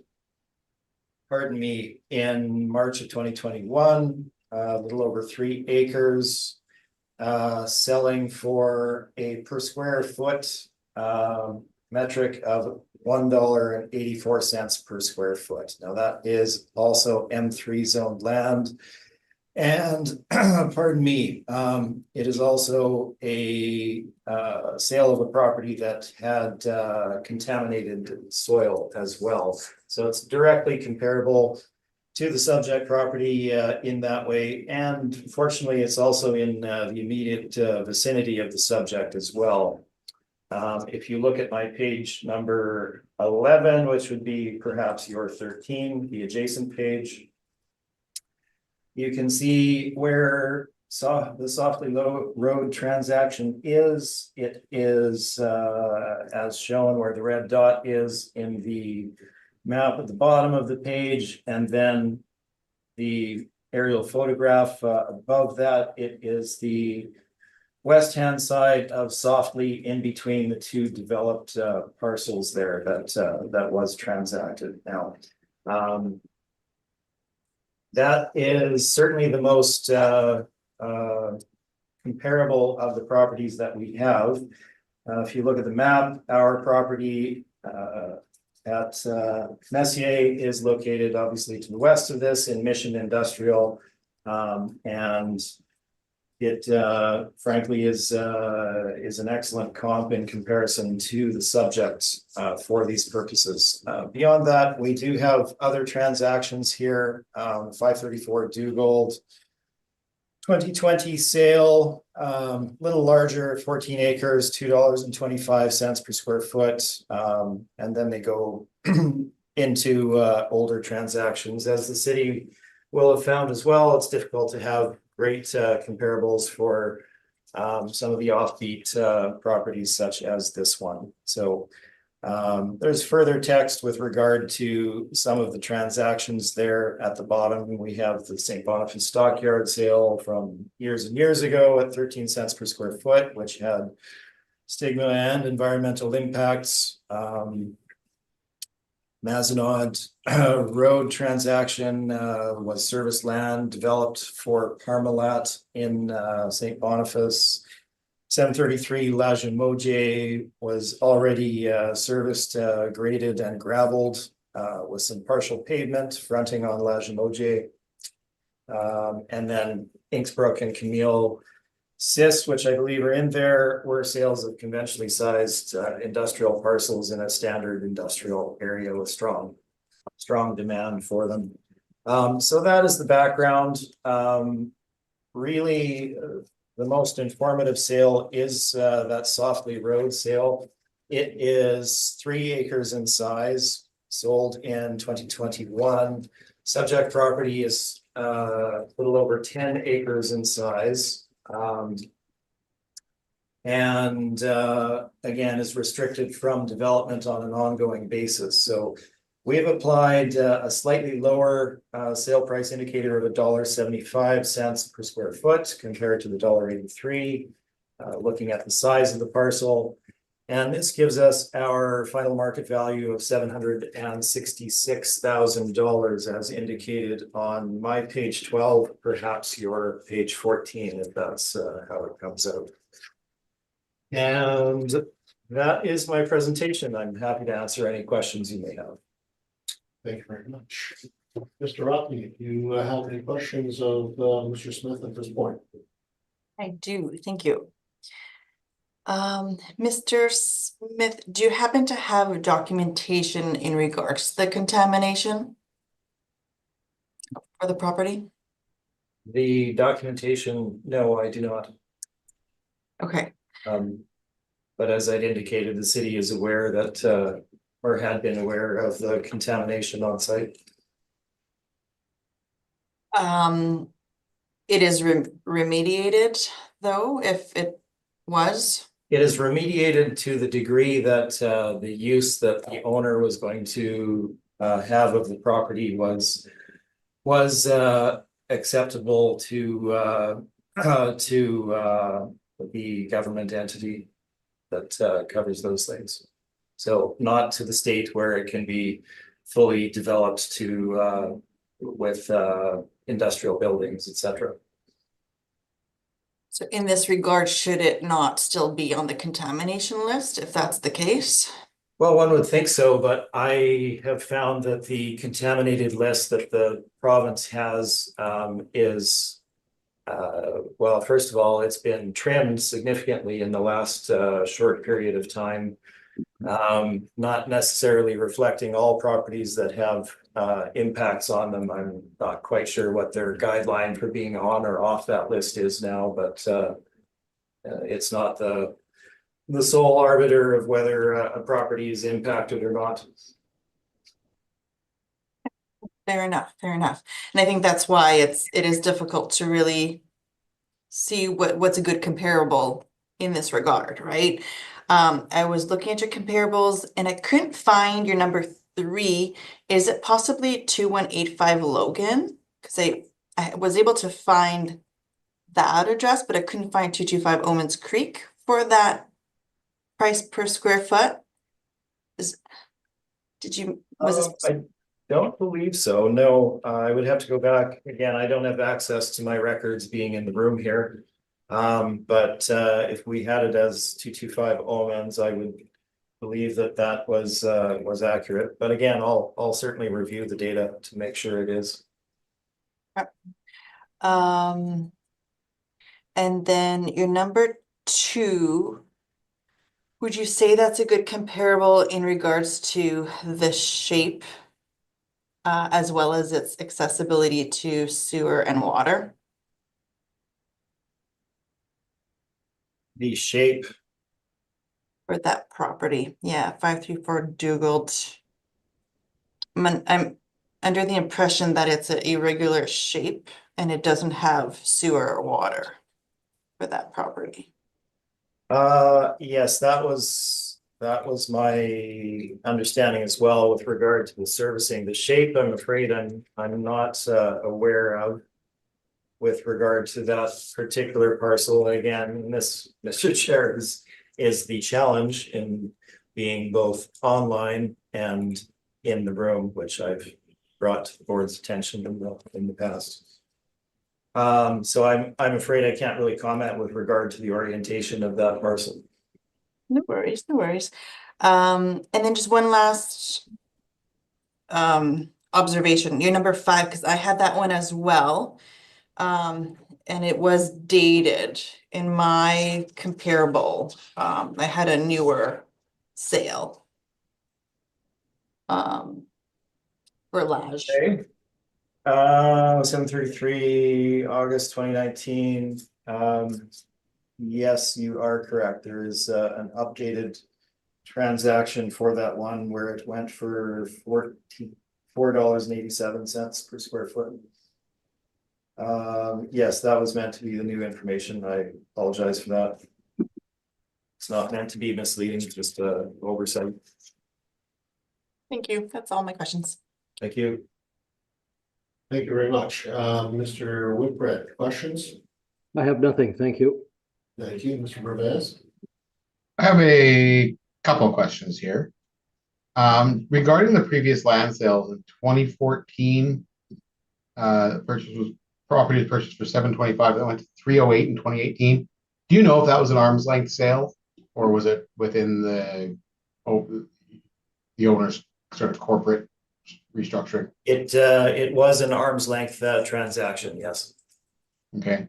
And when did these do you know when the oil tanks were removed from the property?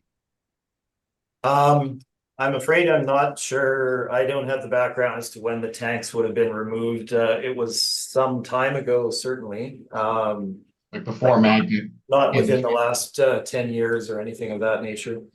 Okay. And the property currently is being used because it says Magnet is a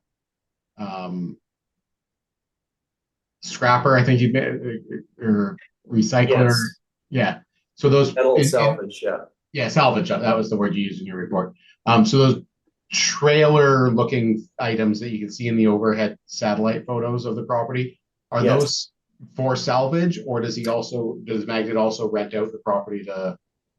Magnet, just to answer your question there, Magnet is currently renting it out for trailer storage on site. They bought it with the intent of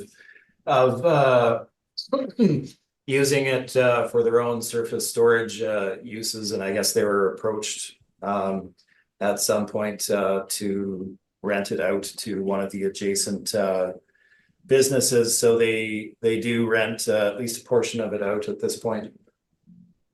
Okay, and on your page 7, there were some items that were highlighted in blue. You said are former landfills. Yes, that was more, and again, it's more of a description of the area, the M3 nature of it. These are those are former landfill sites in that immediate area. They don't encompass the property itself. They're simply part of the area that it's within. And do you know if that's part of the restriction on the no digging, no going below the surface, the restrictions that are on this Or- property? Not for this specific property, no. I'm just curious because the one-time presence of oil tanks, it sounds like even if your client fully remediated the property, like dug it up, that he still wouldn't be able to build below the surface. That's correct, yes. So the landfill issue isn't directly an issue for the subject property. It's more of a commentary with regard to the area, but the subject itself, it does have those ongoing restrictions with regard to development of the parcel itself. You cannot penetrate the ground, which means obviously you can't erect any permanent structures on site. Or at least put a foundation on anything. It would be You can't put a, foundation, footings, run gas lines or any sewage, etc. Anything that penetrates the land is not permitted. Okay, that's my questions. Thank you. Just trying to get a better idea of the property. Thank you very much. With respect to the, whether it's contaminated, you're saying that it may have been been on the list, but currently appears not to be according to the assessor. But you're still holding that there is still contamination on site that is restricting it, and I appreciate what you're saying. It's a fairly typical one to hear. Yes. But, so as far as you're concerned, still contaminated site, still restricts its uses? It does, and those aren't, it's not speculative in any way. They But it is what it is, they yeah. cannot develop it in Fair. the manner that I. So. I'll try and kind of bounce around a little bit. It just, I'm looking at their mailer, I see they have a gross mailer of $120,000 of rent. I'm assuming that this is an internal thing, I'm assuming. Page 17 of your mailer that they sent into the city. Right. Does that account for the parking of the trailers on site, or is that kind of a conglomerate of stuff, or? That would account for the parking of trailers on site. Is my understanding. So again, it was purchased for the owner's use Right. as salvage, but they aren't currently using it in that way themselves. So they have I guess rented it out to an adjacent owner for, again, a surface storage. Absolutely, I understand. Yes. Which is, they're fortunate they're able to do that, frankly. You know, But again, I wouldn't suggest that that would be a typical situation within the market. and understood. And then one final question. I noted that it appears you've been on this file for a number of years, and you are still waiting for your turn at the municipal board at this point. That's correct. Those are my questions. Thank you very much.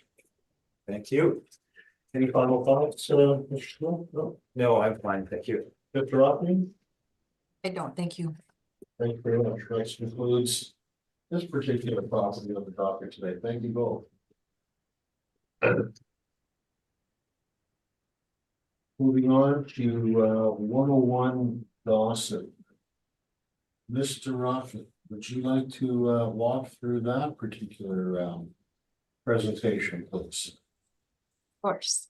File number 24-3820, roll number 0605155500 for the address of 101 Dawson Road North.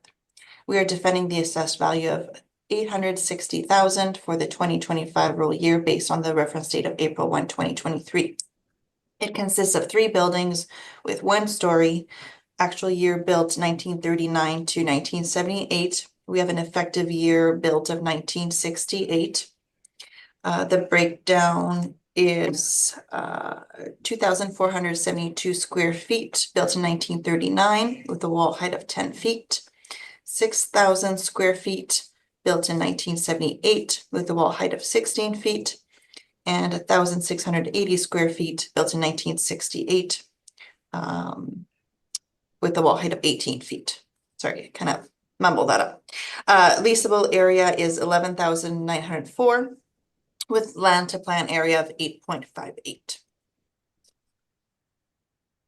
You will find our income workup on page 3, the one premise of 11,904 square feet with a rent of $5.12 per square foot, provide a potential rent of 60,948.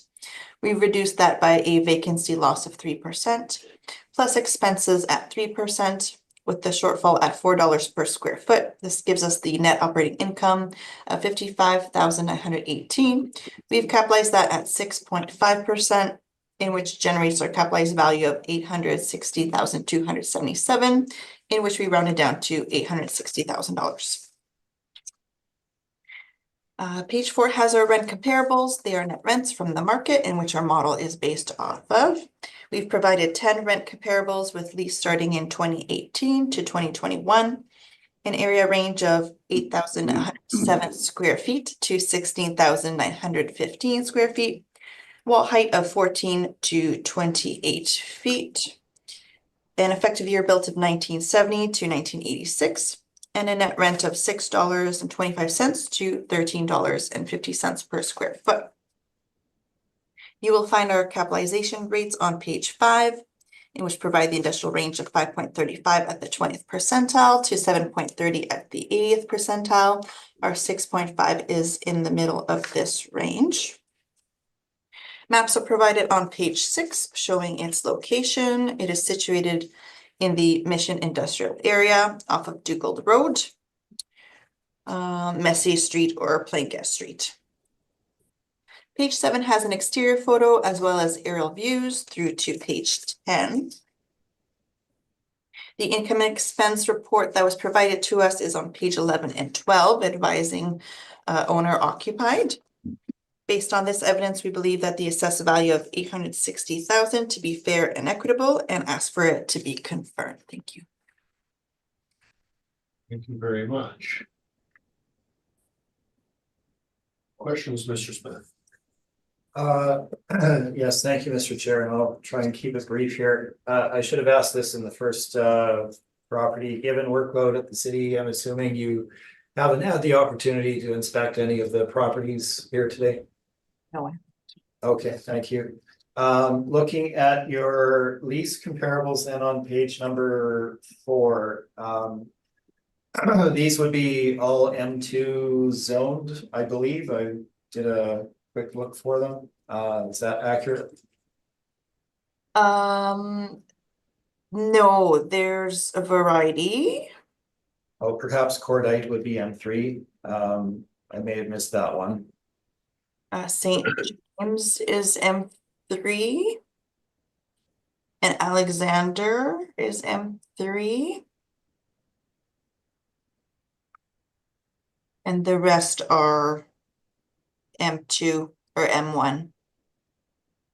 Okay, and I'll just skip through these quickly if I could. So 1469 St. James Street, this is Westro Business Center. It's an industrial strip mall on St. James, correct? Correct. I have it as Mid-Continental Pump Supply. Okay. Similarly, 1150 or rather 1130 King Edward, multi-tenant on Route 90. Is that accurate? I believe so. and the last three there, Hecla, St. James and Paramount, also multi-tenant facilities in the Inkster Industrial.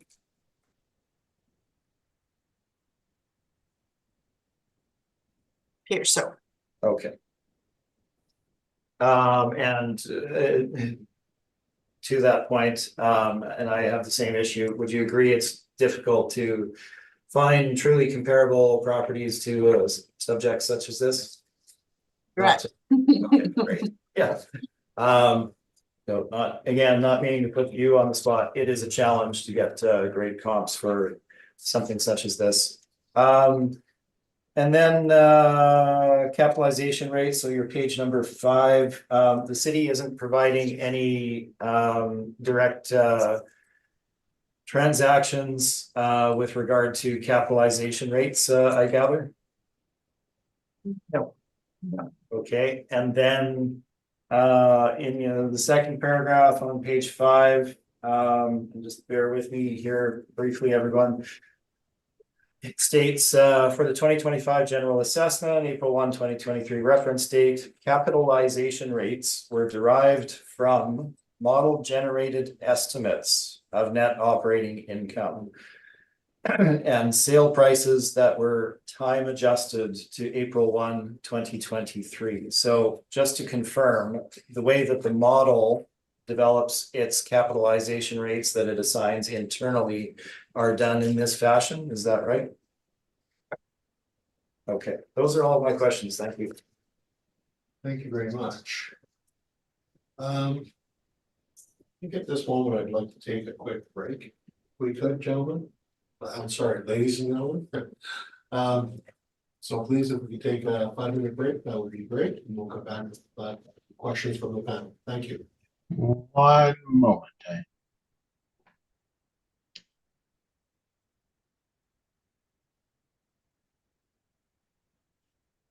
I don't have any questions at this time. Thank you very much. Mr. Whitbread, questions at this point? Just for clarity, I'm looking at your photo on page 7, and I'm predominantly looking at the bottom of the page, the photo on the bottom. So I look at that property, and there are 2 orange boxes side by side. There's a long, narrow one, and then there is the subject property, if I read this correctly. Is that a separate roll number, that long, narrow orange one? It would be. It's not the same. So what's happening is it appears that traffic to get to this property has to go on someone else's property. Is that correct? Double check. Sometimes lines aren't quite accurate. Yeah. If it's not perfectly above the property, it's kind of skewed. Yeah. It is a little bit skewed, so let me just See if double one of check. the other ones tells us. Hmm.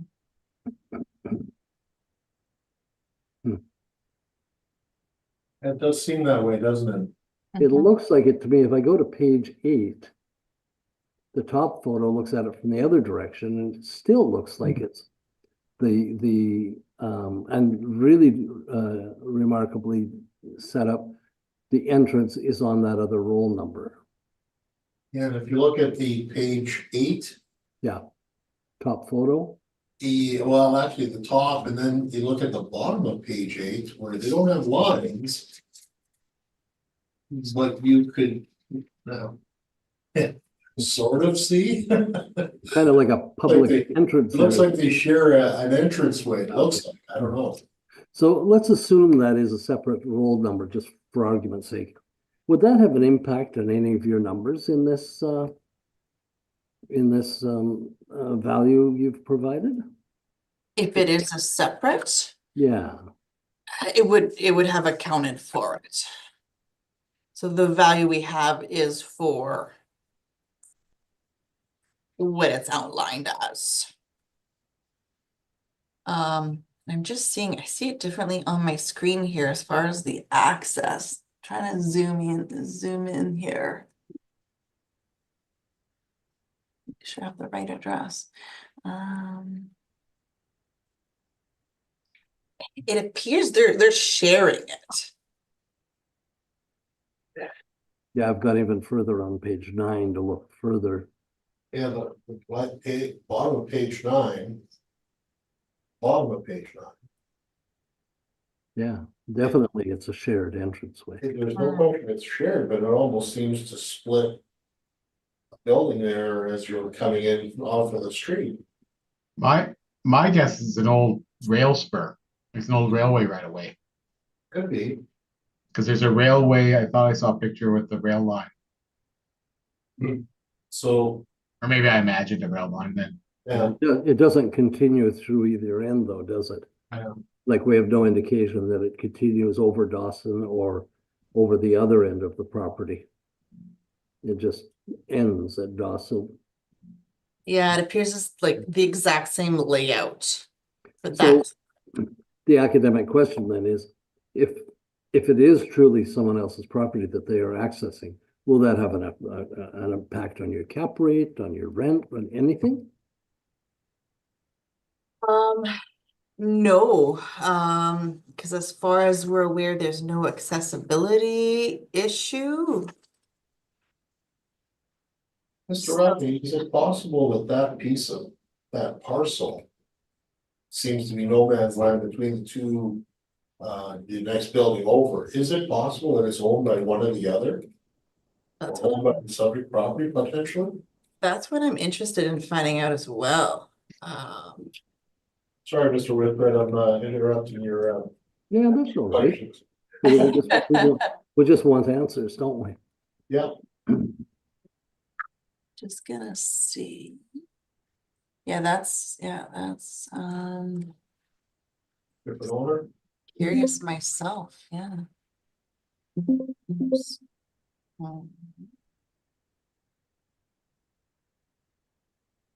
Yeah, that's the city of Winnipeg. Uh-huh. There's Elise Nelson River Construction. Subject, is it not? For which property, the slim roll, the other roll number that is slim long piece beside it? And that's Yeah, Nelson River Construction is a leasee, yeah, so they're leasing it from whoever the owner is to access their own property possibly. that's what it looks like. Yeah, That's who we're dealing with, is Nelson River. yeah.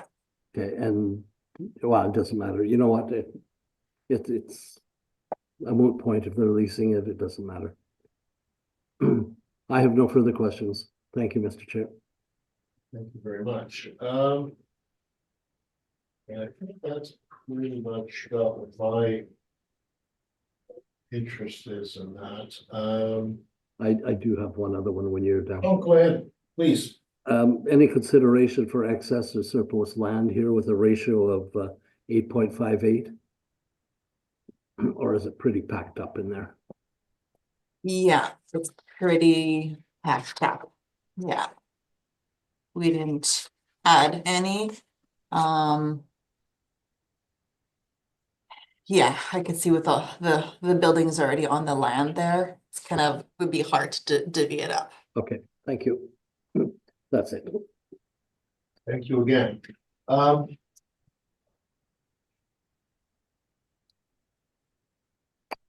Just bear with me for a moment, please.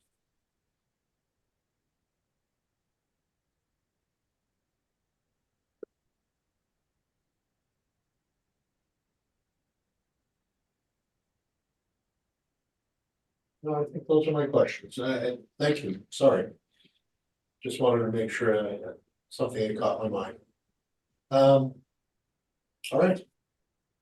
Mr. Smith, please. Thank you, Mr. Chair. So just to speak to what you were just dealing with there, yes, that rectangular parcel in between this parcel and the next parcel adjacent to it is City of Winnipeg land, and that is where the access for both parcels is from, and it is leased by Nelson River, the owner of this property, and also the owner of the adjacent property. So they're actually on both sites on either side of that. But what we're valuing of course, is not who owns adjacent sites. It's what would this property trade for on the market and what would that property trade for on the market. So each of them does have an access issue. I'm not sure quite why there hasn't been a transaction of that parcel at this point, but it is the situation. So if you look at either the city's aerial or my aerial, you can see that the actual access from Dawson is via that City of Winnipeg City of Winnipeg land. There is no second access to the subject site. There is to the adjacent site, I believe in their parking area at the front, but it would be convoluted to bring your industrial trucks, etc., into that site as well. Anyway, that is the background with regard to that intervening parcel there. So if you look at the cover page of my brief, this is taken from Dawson Road, looking at the subject property. You can see the original building on site there, built in 1939. It is essentially constructed as a house would have been constructed at that time frame, and it is used as their office space on site.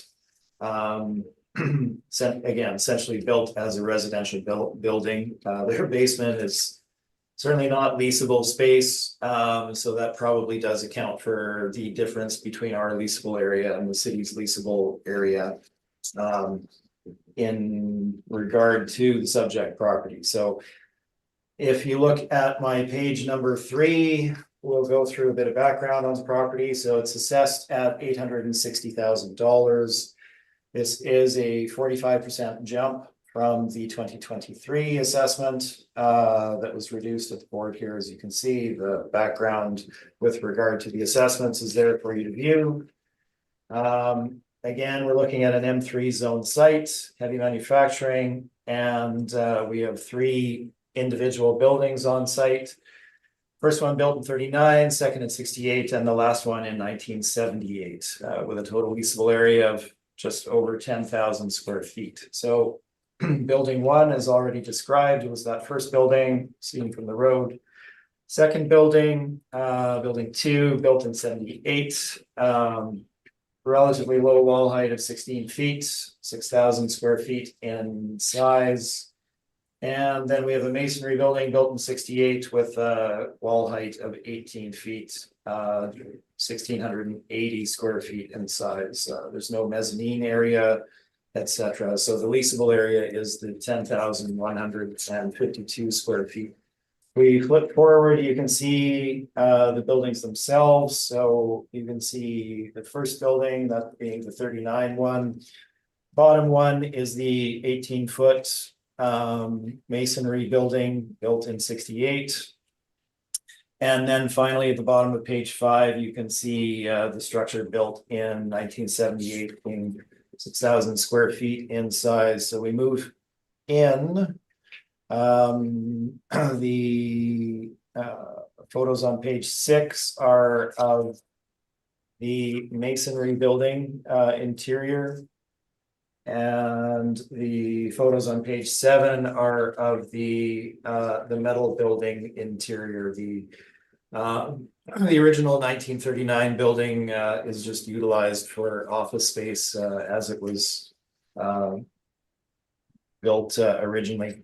We can move on to site description on page number 8. Again, it is zoned for M3 heavy industrial use. Nelson River Construction is the owner occupant, so there is no arm's length lease in site. They use it for their business. They have machinery on site. They repair their machinery on site, service their machinery on site, store it on site, etc. So that is the use that the property is put to. They've been there for a significant period of time. And there's a bit of text on page number 8 with regard to recent land swap, et cetera, that has taken place with that property. I'm assuming that this will probably become a supplemental from the city, which doesn't take away from our appeal in any sense, in that the land area remains virtually exactly the same, but the the site area has changed marginally. So there was a land swap between adjacent owners in order to square off each of their sites a little bit, and then a marginal acquisition of some frontage, I believe, from the city of Winnipeg, as well as mentioned in page 8. So that will all be dealt with in due course. We just felt it was appropriate to mention it at this time, and it's there for you to see. We move forward to the valuation itself. So as with the city, it is challenging to find find great comparables in the immediate area. Most of it is owner occupied. M3, it's difficult to find arm's length lease transactions out in the market. So we face the same issue the city does. So we try and look at the most recent leases that are of similar size, similar age, similar ceiling height, similar utility, essentially. So if we look at my chart of leases on page 12, our first comparable, 993 Century, this is on Route 90, 2020 lease at a rate of $4.60 a square foot. Well located, multi-tenant facility, a little larger than the subject at 18,000+ square feet, similar in age, 1973, with a superior wall height. It's frankly a superior building, superior loading, etc. Anyway, they have that lease in place there in the 2020 year. Moving on, 61 to 155 Paramount, multi-tenant facility in the Inkster Industrial Park. Built in 75, again, superior wall height, better loading, a little bigger again than the subject at 24,000+ square feet. We have a rental rate there of $4.85 a square foot for a 5-year term beginning in 2018. I would assume that that rent has probably risen since that time frame, but we don't have renewal data from the 2023 year. But I would suggest that that would probably be somewhat higher than that at this point, but we do provide this for perspective on the property. 214 Debates in the actual St. Boniface Industrial Park, 2017 lease for 5 years. More recent structure, built in 88, 20-foot wall height. Similar in size to the subject, renting at $6 per square foot. And this is a much more modern facility, better loading, better access, better interior, better ceiling height, build out, etc. All of our comparables are essentially superior to the subject. We're just providing them for background to the subject itself. So we can go through these one by one. You get the general sense of what we're looking at. The market does support leases in the range that we're proposing. And these comps are for properties that would be superior to the subject, essentially in all ways. We look at the subject, it's 3 buildings, not one. One of them is essentially a house used as an office. We have an older masonry structure from 68 with a low ceiling height, and then a more recent build out in 1978 of 6,000 square feet. So with a heavy industrial use. So looking at that background, we then provide some photos of our comparables for you, just again to give you a feel of their comparability to the subject. We're not saying they're perfect comparables. It's this is what this goes for. What should the subject go for in relation to that? So you can see photos and maps of each of those comps for you. you get a better sense of what we're looking at. And taking all of that into account, we have applied a rate of $4.75 per square foot to the total leasable area of the subject, which is an increase over what we applied in the 2023 cycle. We can skip forward. We're using 3% vacancy allowance for the subject property. You've got the background there with regard to actual vacancy in the market for industrial vacancy. We can cover that ground if needed. I'm not sure if I am different from the city with regard to that. No, we are on track there. Pardon me. The expense allowance issue has risen over the last number of cycles. We've gone through it in detail. I'm not going to speak to it again. Suffice it to say, we have reduced our non-recoverable amount to 5% in keeping with the single municipal board case that has gone through with extensive presentation by both the city as well as the appellant with regard to the non-recoverable issue. The decision there was essentially supportive of a higher non-recoverable allowance than what the city had used in their valuation. We have applied 5% in keeping with that decision. Our shortfall allowance is the same as the city's at 4%, and we can move on to capitalization rate. So again, we need to look at the property that is being valued here. We have an M3 zone property in a heavy industrial area. Typically, these are owner occupied.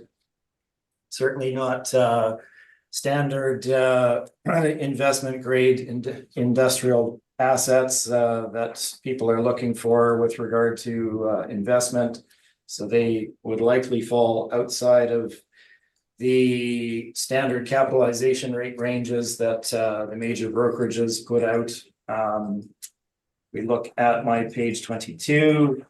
You see that Colliers is indicating cap rate range of 6 to 7% for industrial class A properties and 6.5 to 7.5 for industrial class B properties. Now, again, that would be for properties that are, pardon me, tenanted with good covenants and most of the things that you would look for with regard to a quality industrial property, good loading, good size, good ceiling height, all of the factors that come into play with industrial. The subject is certainly not that and would typically fall outside of that survey. We then present our direct market evidence at the bottom of page 22. These are individual assets that sold on the market as investments based on their in-place income and expense. And you can see the resultant cap rates for each of those transactions. They are all well-located assets of varying size throughout the city and give you a perspective of what astute investors would pay with regard to cap rates in our market in the relevant time frame.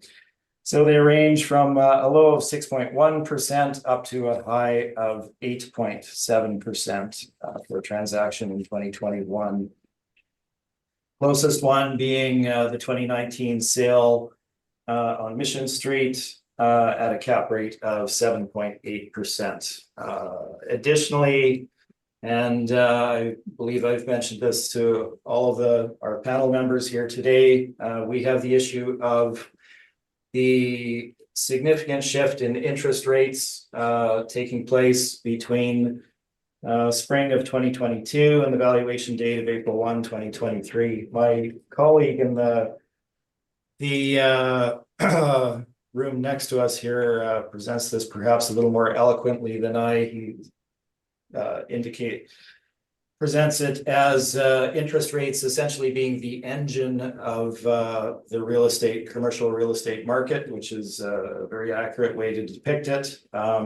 We had a rise in interest rates of from 0.5% in spring of 2022 to 4.75% as of the valuation date, shift of 4%.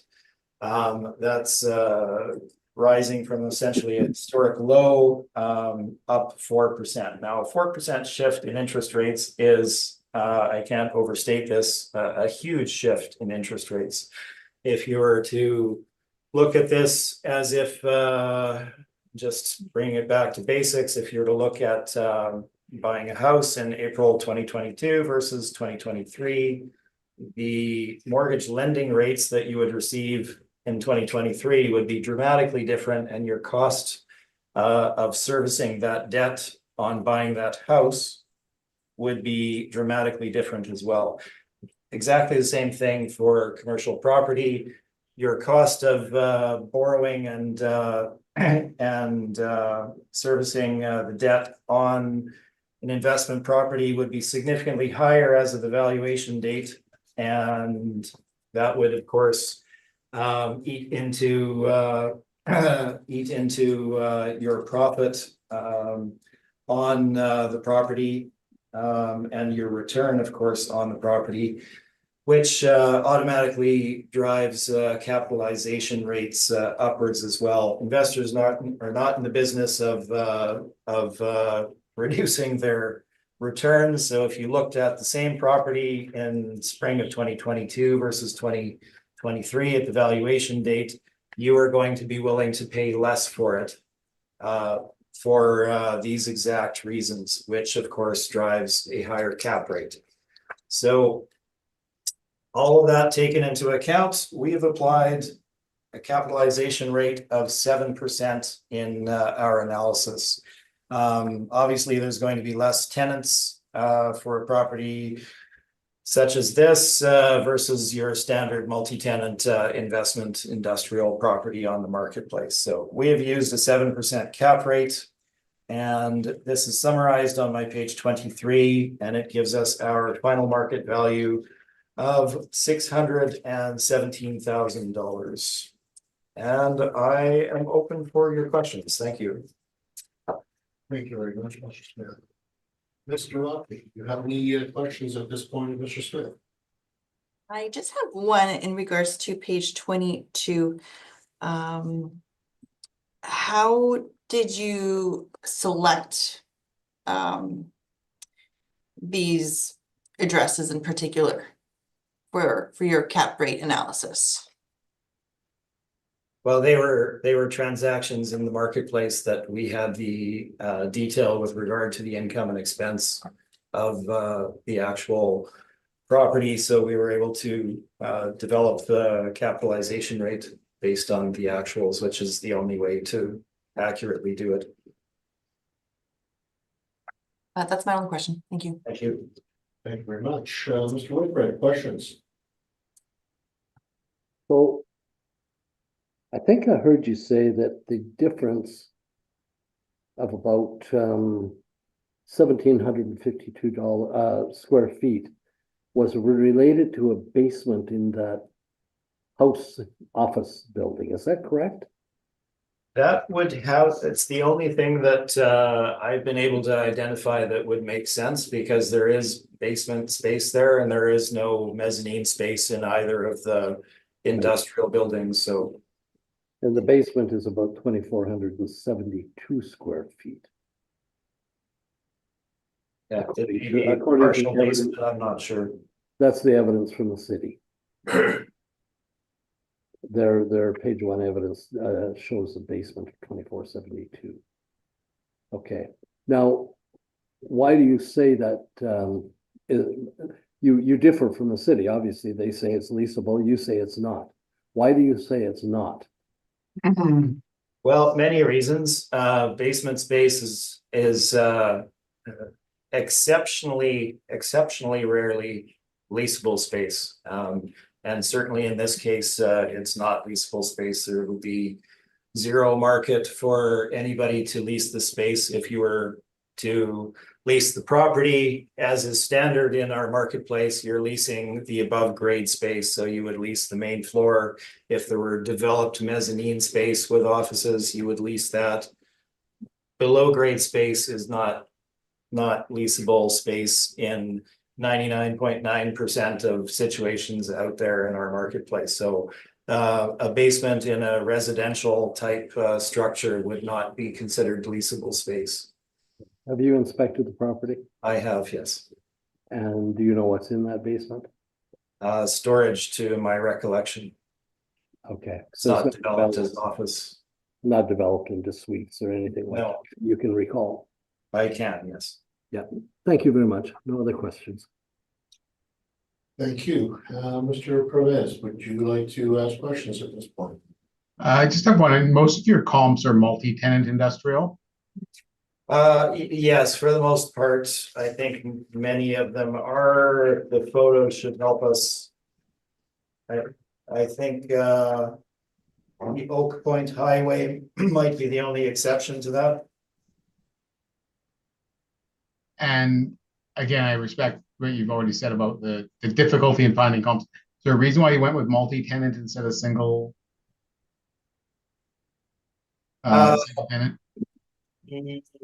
Not specifically in that there are more multi-tenant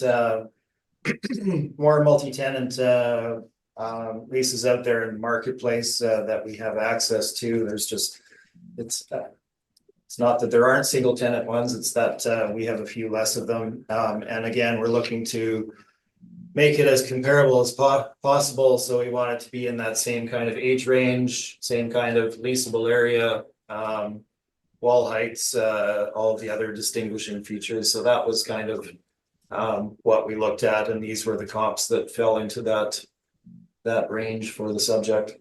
Okay, because I'm just looking at the photos. I understand the photos that you've included don't encompass the entire property, but I'm not seeing that sort of parking and vehicle storage ability that Nelson River gets with 101 Dawson Road. I mean, they've got the 3 buildings. We're calculating rent for those, but they also get to park all their trucks, or a decent number of trucks. I'm sure they've got more than what's in the photos, but Yeah. Is there anything in your evaluation that kind of does factor that in, that they? Yes, so and I'll be careful in how I answer this, because yes, you're right. If we look at these comps that I've included there, you're not looking at a large yard space for exterior storage or other uses. But what you are looking at are superior buildings with typically better degree of more modern office build out, higher ceiling heights, better loading, perhaps dock and grade loading, access in many cases to more standard trucking routes, such as being on Route 90 or Dugald or any of the other situations we're looking at here. These are more rentable on the marketplace and typically would draw greater rent than the subject would when we look at the 3 structures that we're looking at and what the market might be for them on the open market from a tenant point of view. So I'm looking at the photographs on page 6 and 7 of your report. Mm-hmm. These were taken by you, correct? That's correct. Okay. Like I'm not like do they actually do any manufacturing or assembling of stuff in these buildings, or are they just storage buildings to keep things out of the elements? It's a storage and service situation for the most part. Nelson River is heavy construction, so it's a lot of roadways and infrastructure work, things of that nature. Yeah, I'm noticing the picture at the bottom of page 7. There's a lone tire kind of off by the side. So would they use these buildings to do maintenance and repair work to their inventory, like their fleet? Yes.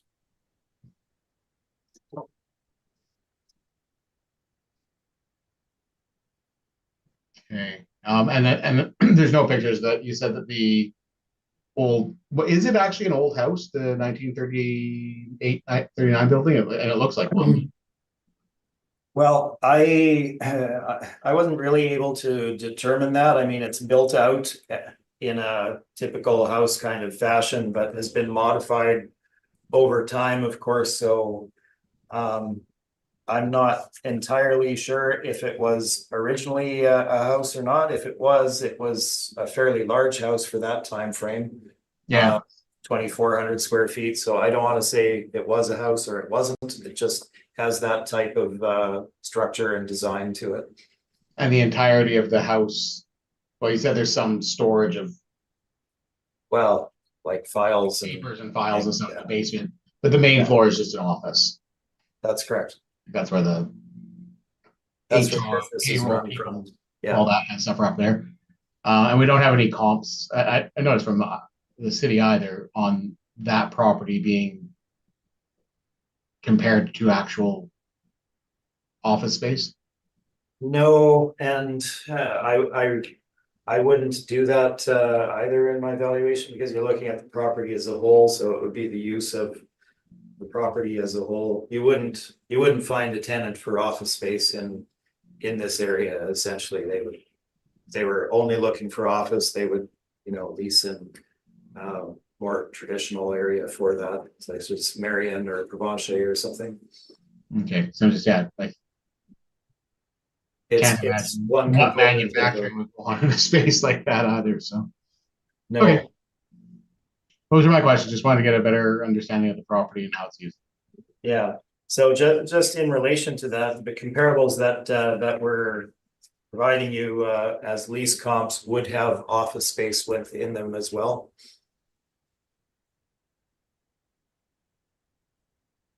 Okay, thank you. Thank you very much. you. Mr. Smith, I'm just curious, and again to that, with respect to the property itself, it's being used by Nelson River, it's owned by Nelson. Yes, They use it and it's predominantly for servicing of their equipment. Is that a fair statement to say? It's not their main office building, correct? Or is it? well, they have two adjacent sites here, so they have this as a good portion of their office, and then there is also office in the other building adjacent to it. But again, we're valuing this one as it stands on its And own. I was just trying to understand if this was the sum total of the Nelson River construction footprint, as it were. And what I'm getting from you is no, there's more. There is more, yes. Just want to be. That's understandable, and I appreciate the fact that you have the same problem that the assessment department does with respect to comps, etc. So just the rental comps that you've shown. Sufficient to say they're a different type of property than what Nelson River is needing for the particular site, correct? Each one of them is more of a warehouse distribution kind of a thing with docks, etc. Whereas Nelson River needs more space for equipment to come in and have some servicing of those vehicles there and have the space to leave some of them around in the yard. Yes, is that a fair statement? they are different in that way, certainly. Like they would go up to Century at 993 Century and say, okay, we're gonna try and put our operation in there. It wouldn't work for them. No, nor would the tenants in 993 Century come Go to that one, vice versa. You're Right. absolutely correct, so. Yeah, they are different animals. I take your point, and they are different. They are different uses. What we're essentially stating is that all things being considered, these are superior properties and would drive, would drive either a higher rental rate than the subject would in a typical scenario. Despite that use difference, they are different, but finding tenants in this type of situation, structure, location, there's very few of them out there. Eric Goldman, Mhm. well, with my questions, thank you very much. Thank you. Any final comments on this particular property, Mr. Smith? No, thank you. Thank you very much. Mr. Rockman, any questions, or sorry, not questions, but any summation at this point? No, thank you. Thank you very much. And this concludes it, property.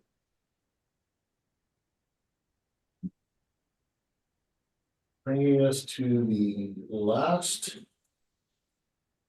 property on the docket this afternoon, 5101 Dougal Road. Mr. Rockman, would you like to walk through your presentation at this point, please? Certainly, thank you. File number 24-3938, roll number 0901031810 for the address of 5101 Dougal Road. We are defending the assessed value of $685,000 for the 2025 rural year based on the reference date of April 1, 2023. It consists of two buildings with one story, actual year built 1954 to 2005, with an effective year built of 1970, with a wall height of 10 feet, a leasable area of 3,331 square feet, with a land to plan area of 62.68. For the breakdown of the years, we have 1954, 1603 square feet, and 2005 with the additional of 1728 square feet. Maps are provided on page 3, showing its location off of Dougal Road in South Transcona. Aerial views on page 4 and 5. Exterior photos on page 6 and 7. Rent comparables are on page 8. They are net rents from the market in which our model is based off of. We've provided 5 rent comparables with lease starting in 2018 to 2021, an area range of 2,760 to 3,650 square feet, with a wall height of 9 to 14 feet, an effective year built of 1956 to 1980, and a net rent of $6.68 to $13.25 per square foot. Land comparable sales are on page 9 and aerial photos to follow. Provided 5 land comparable sales with a sale date of 2018 to 2022, with land area of 224,899 to 653,069 square feet, with a sale price of $4.87 to $12.62 per square foot. Page 12 has our income workup.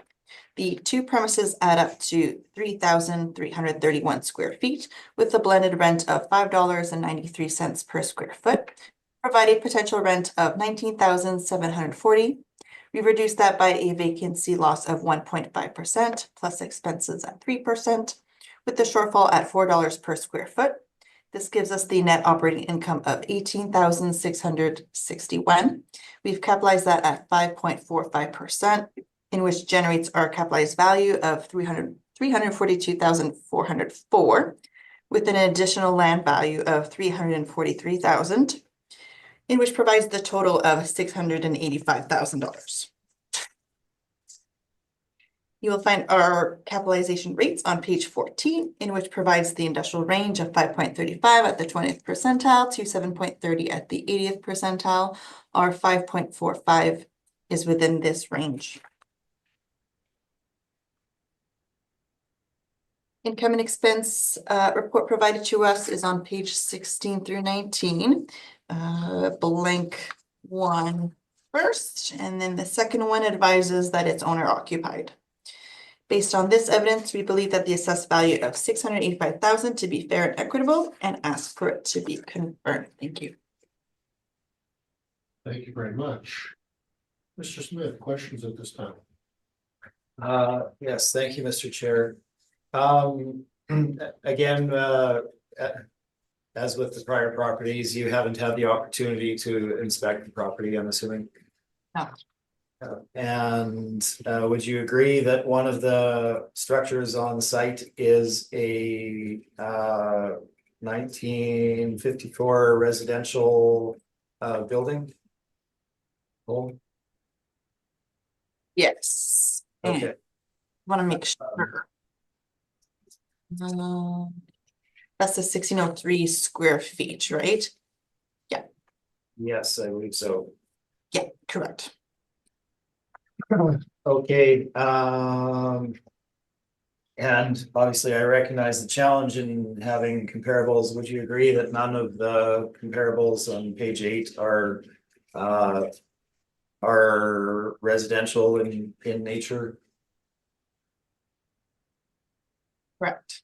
Okay, and again, sorry, it's always awkward asking these questions, so my apologies, but 1340 and 702 Scotland are both office buildings, correct? And that Ledcor is it's the office building for Ledcor being 1340. And then 702 Scotland is a multi-tenant office, Holland Financial, Catholic Women's League, etc. Okay. These are my questions with regard to that, and the additional land value that is applied. The city has applied a rate of $2.19 a square foot. Is that correct to the what you determined as the additional land area? I'm not quite sure if I saw that in your brief or not. I just wanted to confirm that that was right. Yeah, I actually don't have it in here.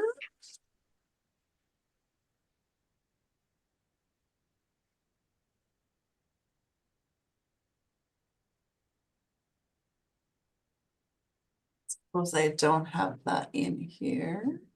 Okay, so the additional land area, though, that was for 156,594 square feet, is that right? Right. Okay. Those are all of my questions, thank you. Thank you very much. Mr. Whitbread, questions at this time? Yes, would you just repeat that excess land value or surplus value? The square footage? So we have it. We have it here for actually 208,792 square feet. That is the entire property, Um, is it not? yeah, you are correct. Yeah, you are correct. Mm.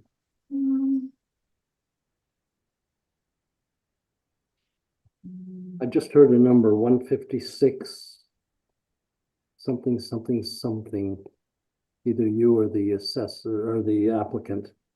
Yeah, I think it was the applicant that said it. I don't think it's in here at all. I would have to look it up. Mr. Smith, did you recall seeing it somewhere? If not, I can look it up. That was the, and just to answer your question, that was the figure that you had passed on in our discussions as being the area for the, and not to put you on the spot, not meaning that, but that was what was determined to be the additional area. That would I be, didn't see it in your brief, so I just wanted to make sure we had that covered.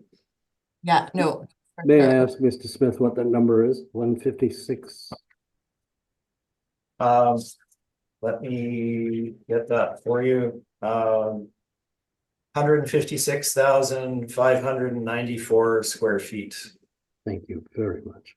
I thought I heard you say that.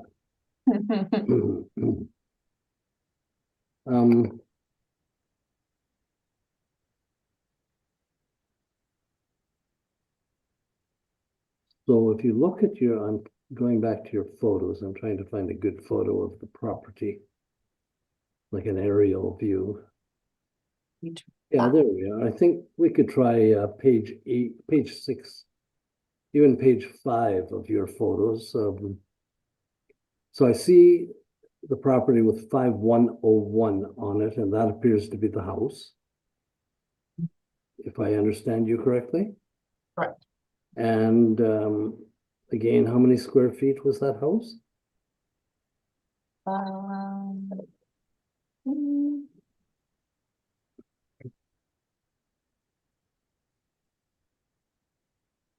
It would be the 1603. Square feet? Correct. And then it would be the balance between 1603 and 3331 for that building. What is that building? We have it as unheated. I believe it's a storage shed of some kind, but that's the 1728 we have as unheated. Unheated, but you don't know what goes on in there. Not exactly. No. You say not exactly. Do you have some idea what goes on in there? I believe I have seen a photo of something being stored, but Being stored, okay. Now I'm trying to do the numbers here, and that's 1633 for the house. Plus. What does that leave if we look 3331, take away the 1603, 1728. 1728 for that building. Yeah, and that's why we have the two rents. That one's $5.57, accounting for the unheated. I get that. And you don't know if any business goes on in the house or not? Are there offices in the house? Do you have any idea of that? I do not, no. You don't. I know you haven't inspected it, so, but no notes tell you what's in the house. Okay.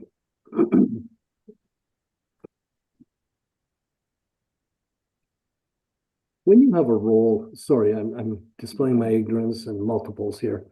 When you have a roll like this with a residential property on it and a small portion of the property, a business, you don't end up looking at ways to separate the residential property from the overall value.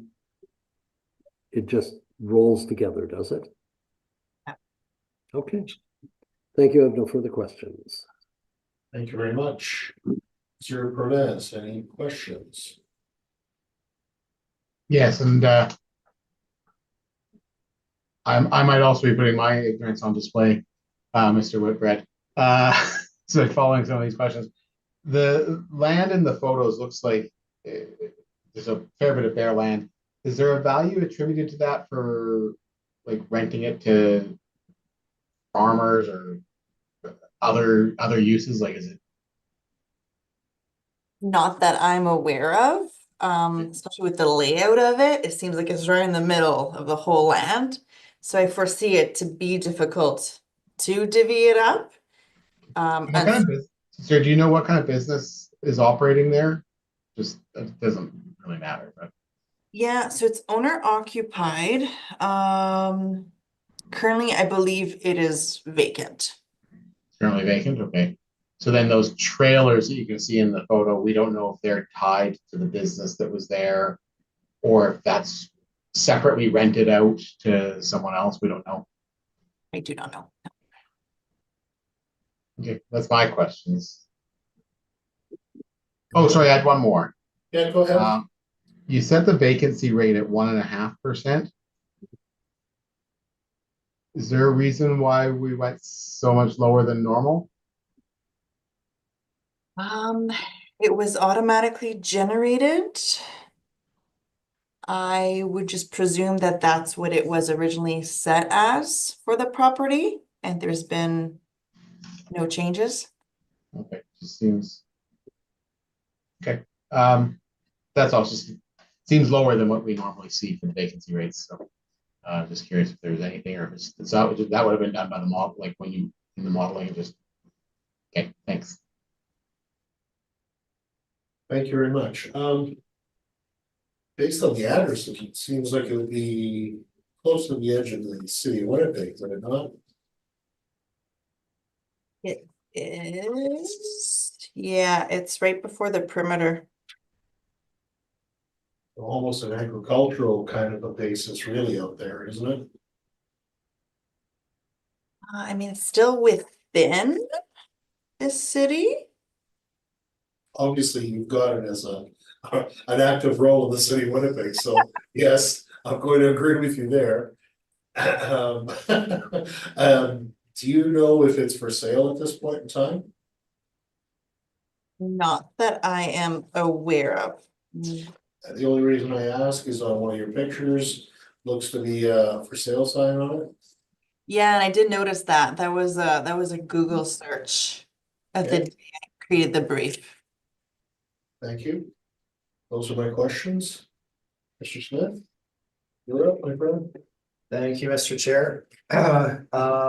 So no, property is not for sale. To my knowledge, it hasn't been for sale for a period of time. The current owner has owned it, to my knowledge. So 5101 Dugald, there are two buildings on site, and stick with me on this.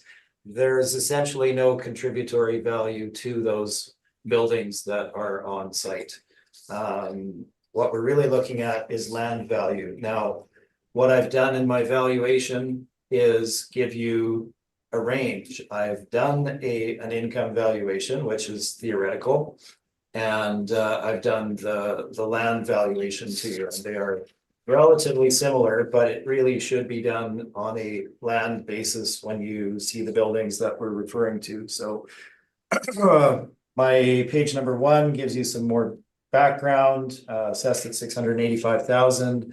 This is zoned as RR5, so it's not industrial. You'd fall into a similar situation as the first appellant today would be with regard to utility or uses of that land that would be permitted within that zoning.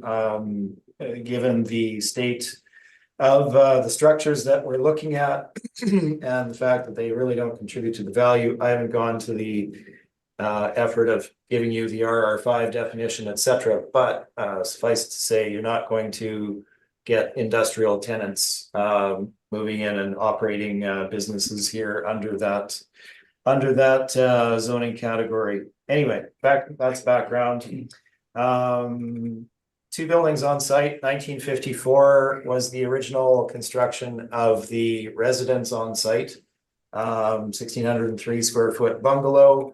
It is not occupiable. It is a tear down, which you will see in the photos. It's in, I would say, exceptionally poor condition. Extensive visible mold damage. Structure is only utilized by the owner for equipment storage. He doesn't carry out a business on site. It's essentially storage of some materials from some of his other business or his recreational pursuits, as you'll see when we look at some of the photos. So the property itself couldn't be occupied. It couldn't be leased out. It's not economically viable to return it to an occupiable state. It would be torn down by any purchaser of that property, essentially. You are, again, looking at land value for the most part. Then there's a second structure on site, built in 2005, wood frame extruded aluminum shed structure with a gravel floor base. It's not serviced with heat or electricity or water. It is a shell, essentially. And you can see that there's a few boats that are stored in it, things of that nature, and that is essentially it. As I state, really, there is no contributing value to the property by the structures on site. Highest and best use would be as a development site. And again, it's zoned RR5, not an industrial zoning, which would also have an impact with regard to the ultimate value of the property. So let's skip forward into the photos. You can see photos on page number 2, the exterior. Then we get into the house itself, which it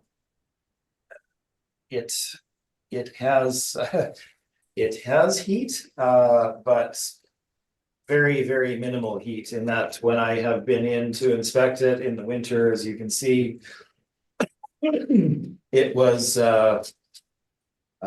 moist and frosty is how I will put it. So those photos on page 3 are from the interior of the house again, as is page number 4. The bottom one being the garage area from that house. So again, it would be a tear down. You wouldn't have it's not in any kind of occupiable condition. Then we have the exterior and interior of the unheated, unelectrified, not serviced with water shed, as you can see on page 5. So they have some boats, jet ski, things of that nature that the owner has stored inside, and that is essentially it. So neither of those structures would be leasable. So really doing the income valuation is not appropriate in this circumstance. But we've gone through that exercise just to show you what we would see as a theoretical value based on what we're looking at. So site is shown on page 6, location on page 7. It is just inside the perimeter highway. And we can move forward into the valuation. I provided some text with regard to obsolescence, which certainly comes into play with regard to those structures. And we can move again forward to the valuation.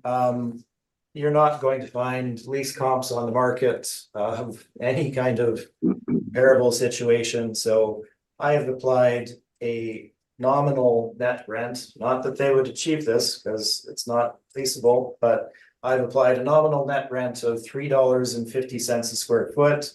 You have all of our previous comps if you wish to look at those with regard to what improved facilities would rent for, not houses and unheated sheds. So $3.50, if anything, is generous. I don't think I changed anything with regard to the other parameters until capitalization rates. Obviously, property such as this in the condition it is would drive a higher cap rate in the theoretical world. In the real world, all of it would be torn down and it would be vacant land. So we have applied the upper end of, or towards the upper end of the range of 7%. I would suggest that the 5.45 that the city has there is probably driven by mainly the size of the property, the leasable area rather, giving you the lower cap rate in that smaller facilities typically have more buyers out there potentially, and the city's model projects a lower capitalization rate. So that would be my commentary there. Looking at the summary, page 13, with regard to income valuation again. So theoretical $3.50 rental rate, all the other parameters the same, plus the cap rate of 7% gives us an income value of $153,852, to which we add the city's land adjustment of $343,000. Giving you a final value of $497,000. That is the income, again, the theoretical income valuation of the property. Now, in the real world, it wouldn't transact like that. Nobody is going to improve that house and occupy it. It would not be economically viable to do so. And the shed is really just a shell. As you can see, there are no services to it, no insulation, no flooring. It is essentially a glorified cover for storage of some boats.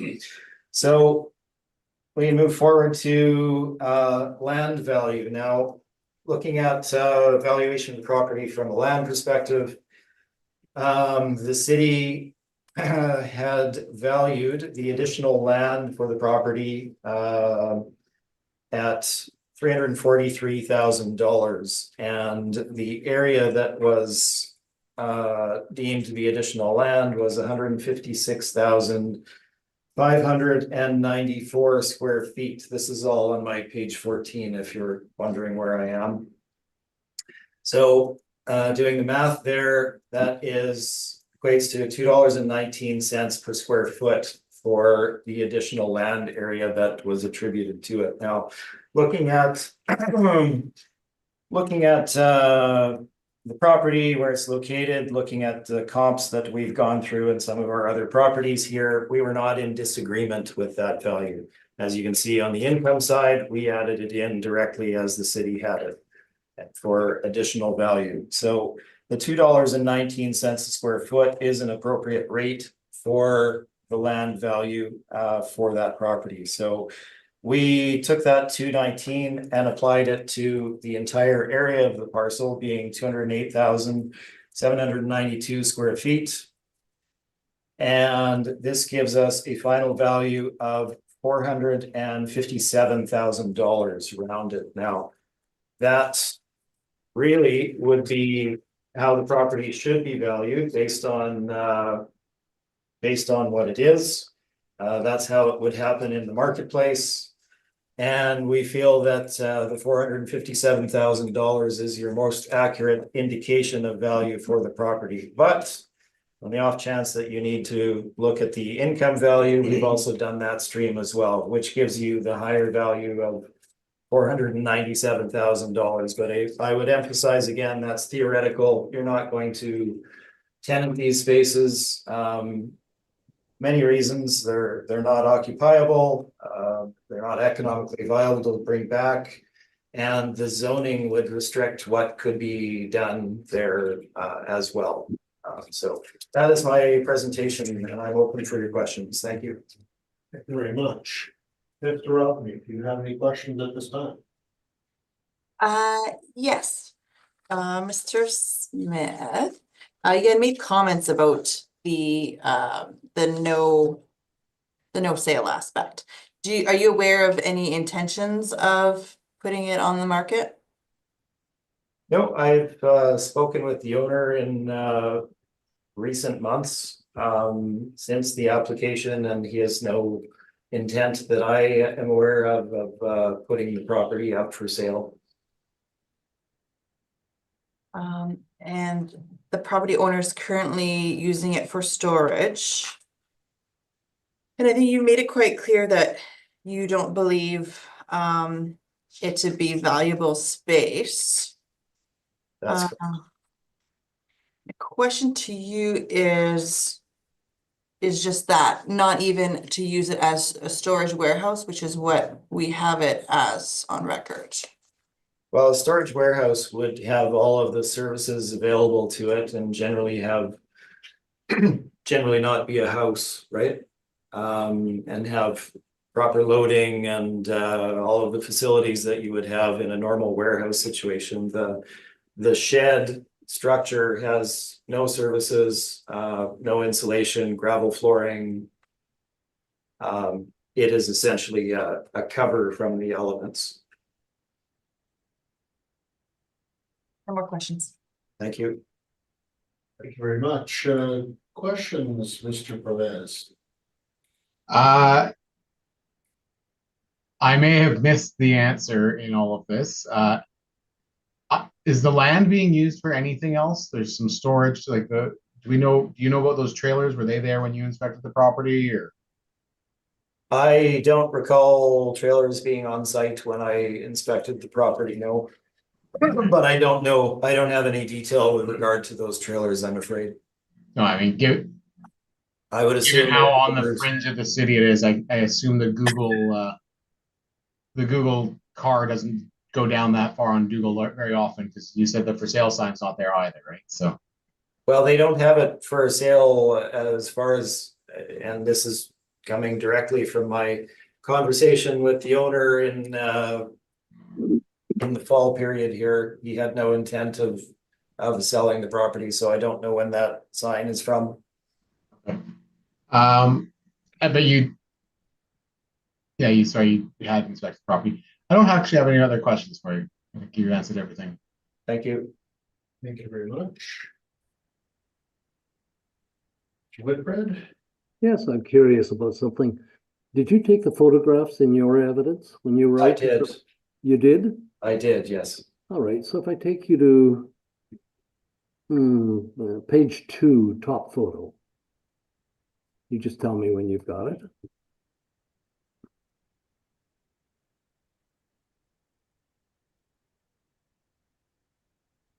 Are you there? Yep. What is that gate made of? What is the gate made of? Yeah, what's it look like it's made of from your point of view? I believe it's steel. It looks pretty sturdy, doesn't it? It's hanging, swinging very straight. When did you inspect this property? So I did not inspect the property for this cycle as it has not changed. We asked those questions of the owners, obviously, if there's been any change. There's obviously no change in tenancy or use, so there was no point in going back. So this would be from the prior cycle. Okay, so a couple of years ago. Correct. And I'll take you back into the assessor's evidence, and I'm looking, I had to blow it up a lot. Bear with me while I bring it back down and find the page number. Page 6 on her evidence. And I'm going to blow it up again.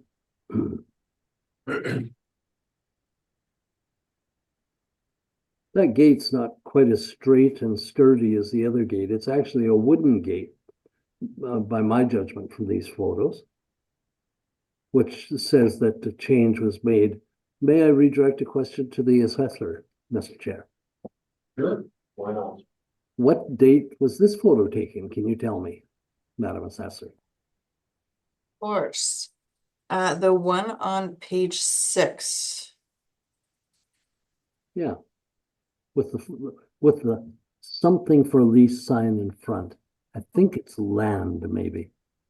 Yeah, I would say that says land for lease. And what date do you have on that photo? I wish there was a date imprinted there. Okay, you don't have anything. No, it would have been from a previous cycle for sure. It would have, hey? Yeah, so it's an oddity because Mr. Smith, you've gone on about, you didn't go on. You made several comments about the fact that no one would invest in this property, given the nature of the property and how it's valued or viewed for use. And yet that gate is a fairly significant improvement over the gates I see in the photo in the assessor's evidence. Are you able to comment on that at all? Well, I guess I just want to understand the question. So the gate itself and I guess the investment in the gate is what you're. Well, it's not just the gate. It looks like the fence posts are metal, or the rails are metal now as well in your photo. Well, if you look at and I unfortunately am not at a computer, so I can't blow things up here, and I don't want to speculate on things. But if we look at the cover photo, which is not of my taking, but is of the site, you have the same fencing angling into to the gate there. I don't think that they have the owner hasn't gone and redone the fencing around the entire property or anything of that nature. We do ask those questions if they have altered the property between cycles, and I have no indication that it has changed in time between the last cycle and the current cycle, certainly. Yeah, I did see what you were referring to with regard to the city's photo, which we're not sure when it was taken, with the signage out front. Perhaps they were looking at on-site storage. Maybe that's what those trailers are. I honestly couldn't tell you, but as you can see, if there's any use of it, it's pretty minimal. I'll leave it there. Thank you. No further questions. Thank you. Might seem to be that the new gate might have been put in for security reasons. Well, and I take the point, but I also wouldn't necessarily agree that it is a new gate. I don't think we have any ability to determine whether the gate was installed for the current cycle or the previous cycle or 10 years ago. I wouldn't have an argument over with Yeah. that, but the picture on page 6 of the assessor's brief with the land for lease sale on it, the gate is different than the one that you are showing in your page 4. Right, There's no doubt in my mind. okay, Now, I can't see not it on that. not that really makes a huge difference here. No, I think that's not the issue. I mean, and okay, as we're talking about this issue, we spent a number of minutes talking about it. The owner has his own recreational equipment stored on site, right? He has a number of boats there, Absolutely. jet skis and whatnot. He probably doesn't want those to disappear as my van did from my driveway the other day. Okay, there you go. That's not good to hear. I also know that there is still the hydro poles going into the property, and it looks like there's still power in, certainly in the old house. There is, And you said there was minimal heat, if I remember correctly. yes. And it appears, and again, only from the pictures alone, looks to be a yard light that is on this particular property. Is electricity to the site and to the original 1954 structure, but not to the other one. Well, correct, but my question was, it appears that there is a yard light outside that I'm assuming they probably have on. I would, yes, I haven't driven past it at night, but I imagine there is. Fair enough. Those are my questions. Yeah, the whole barn is just that, it's just a covered area, isn't it? Is, I think that has got it. I appreciate your submission. Is there any thing you want to say in closing? I don't believe so, no, thank you. Thank you very much. Mr. Rockney, do you have anything to say in closing? I do not, thank you. Thank you very much. And with that, we've heard all the items scheduled. And this hearing now is adjourned. So thank you very much, everyone, for your time and patience today. And again, thank you. Yes, thank you, everyone. Appreciate your time. Thank you. Have a nice evening.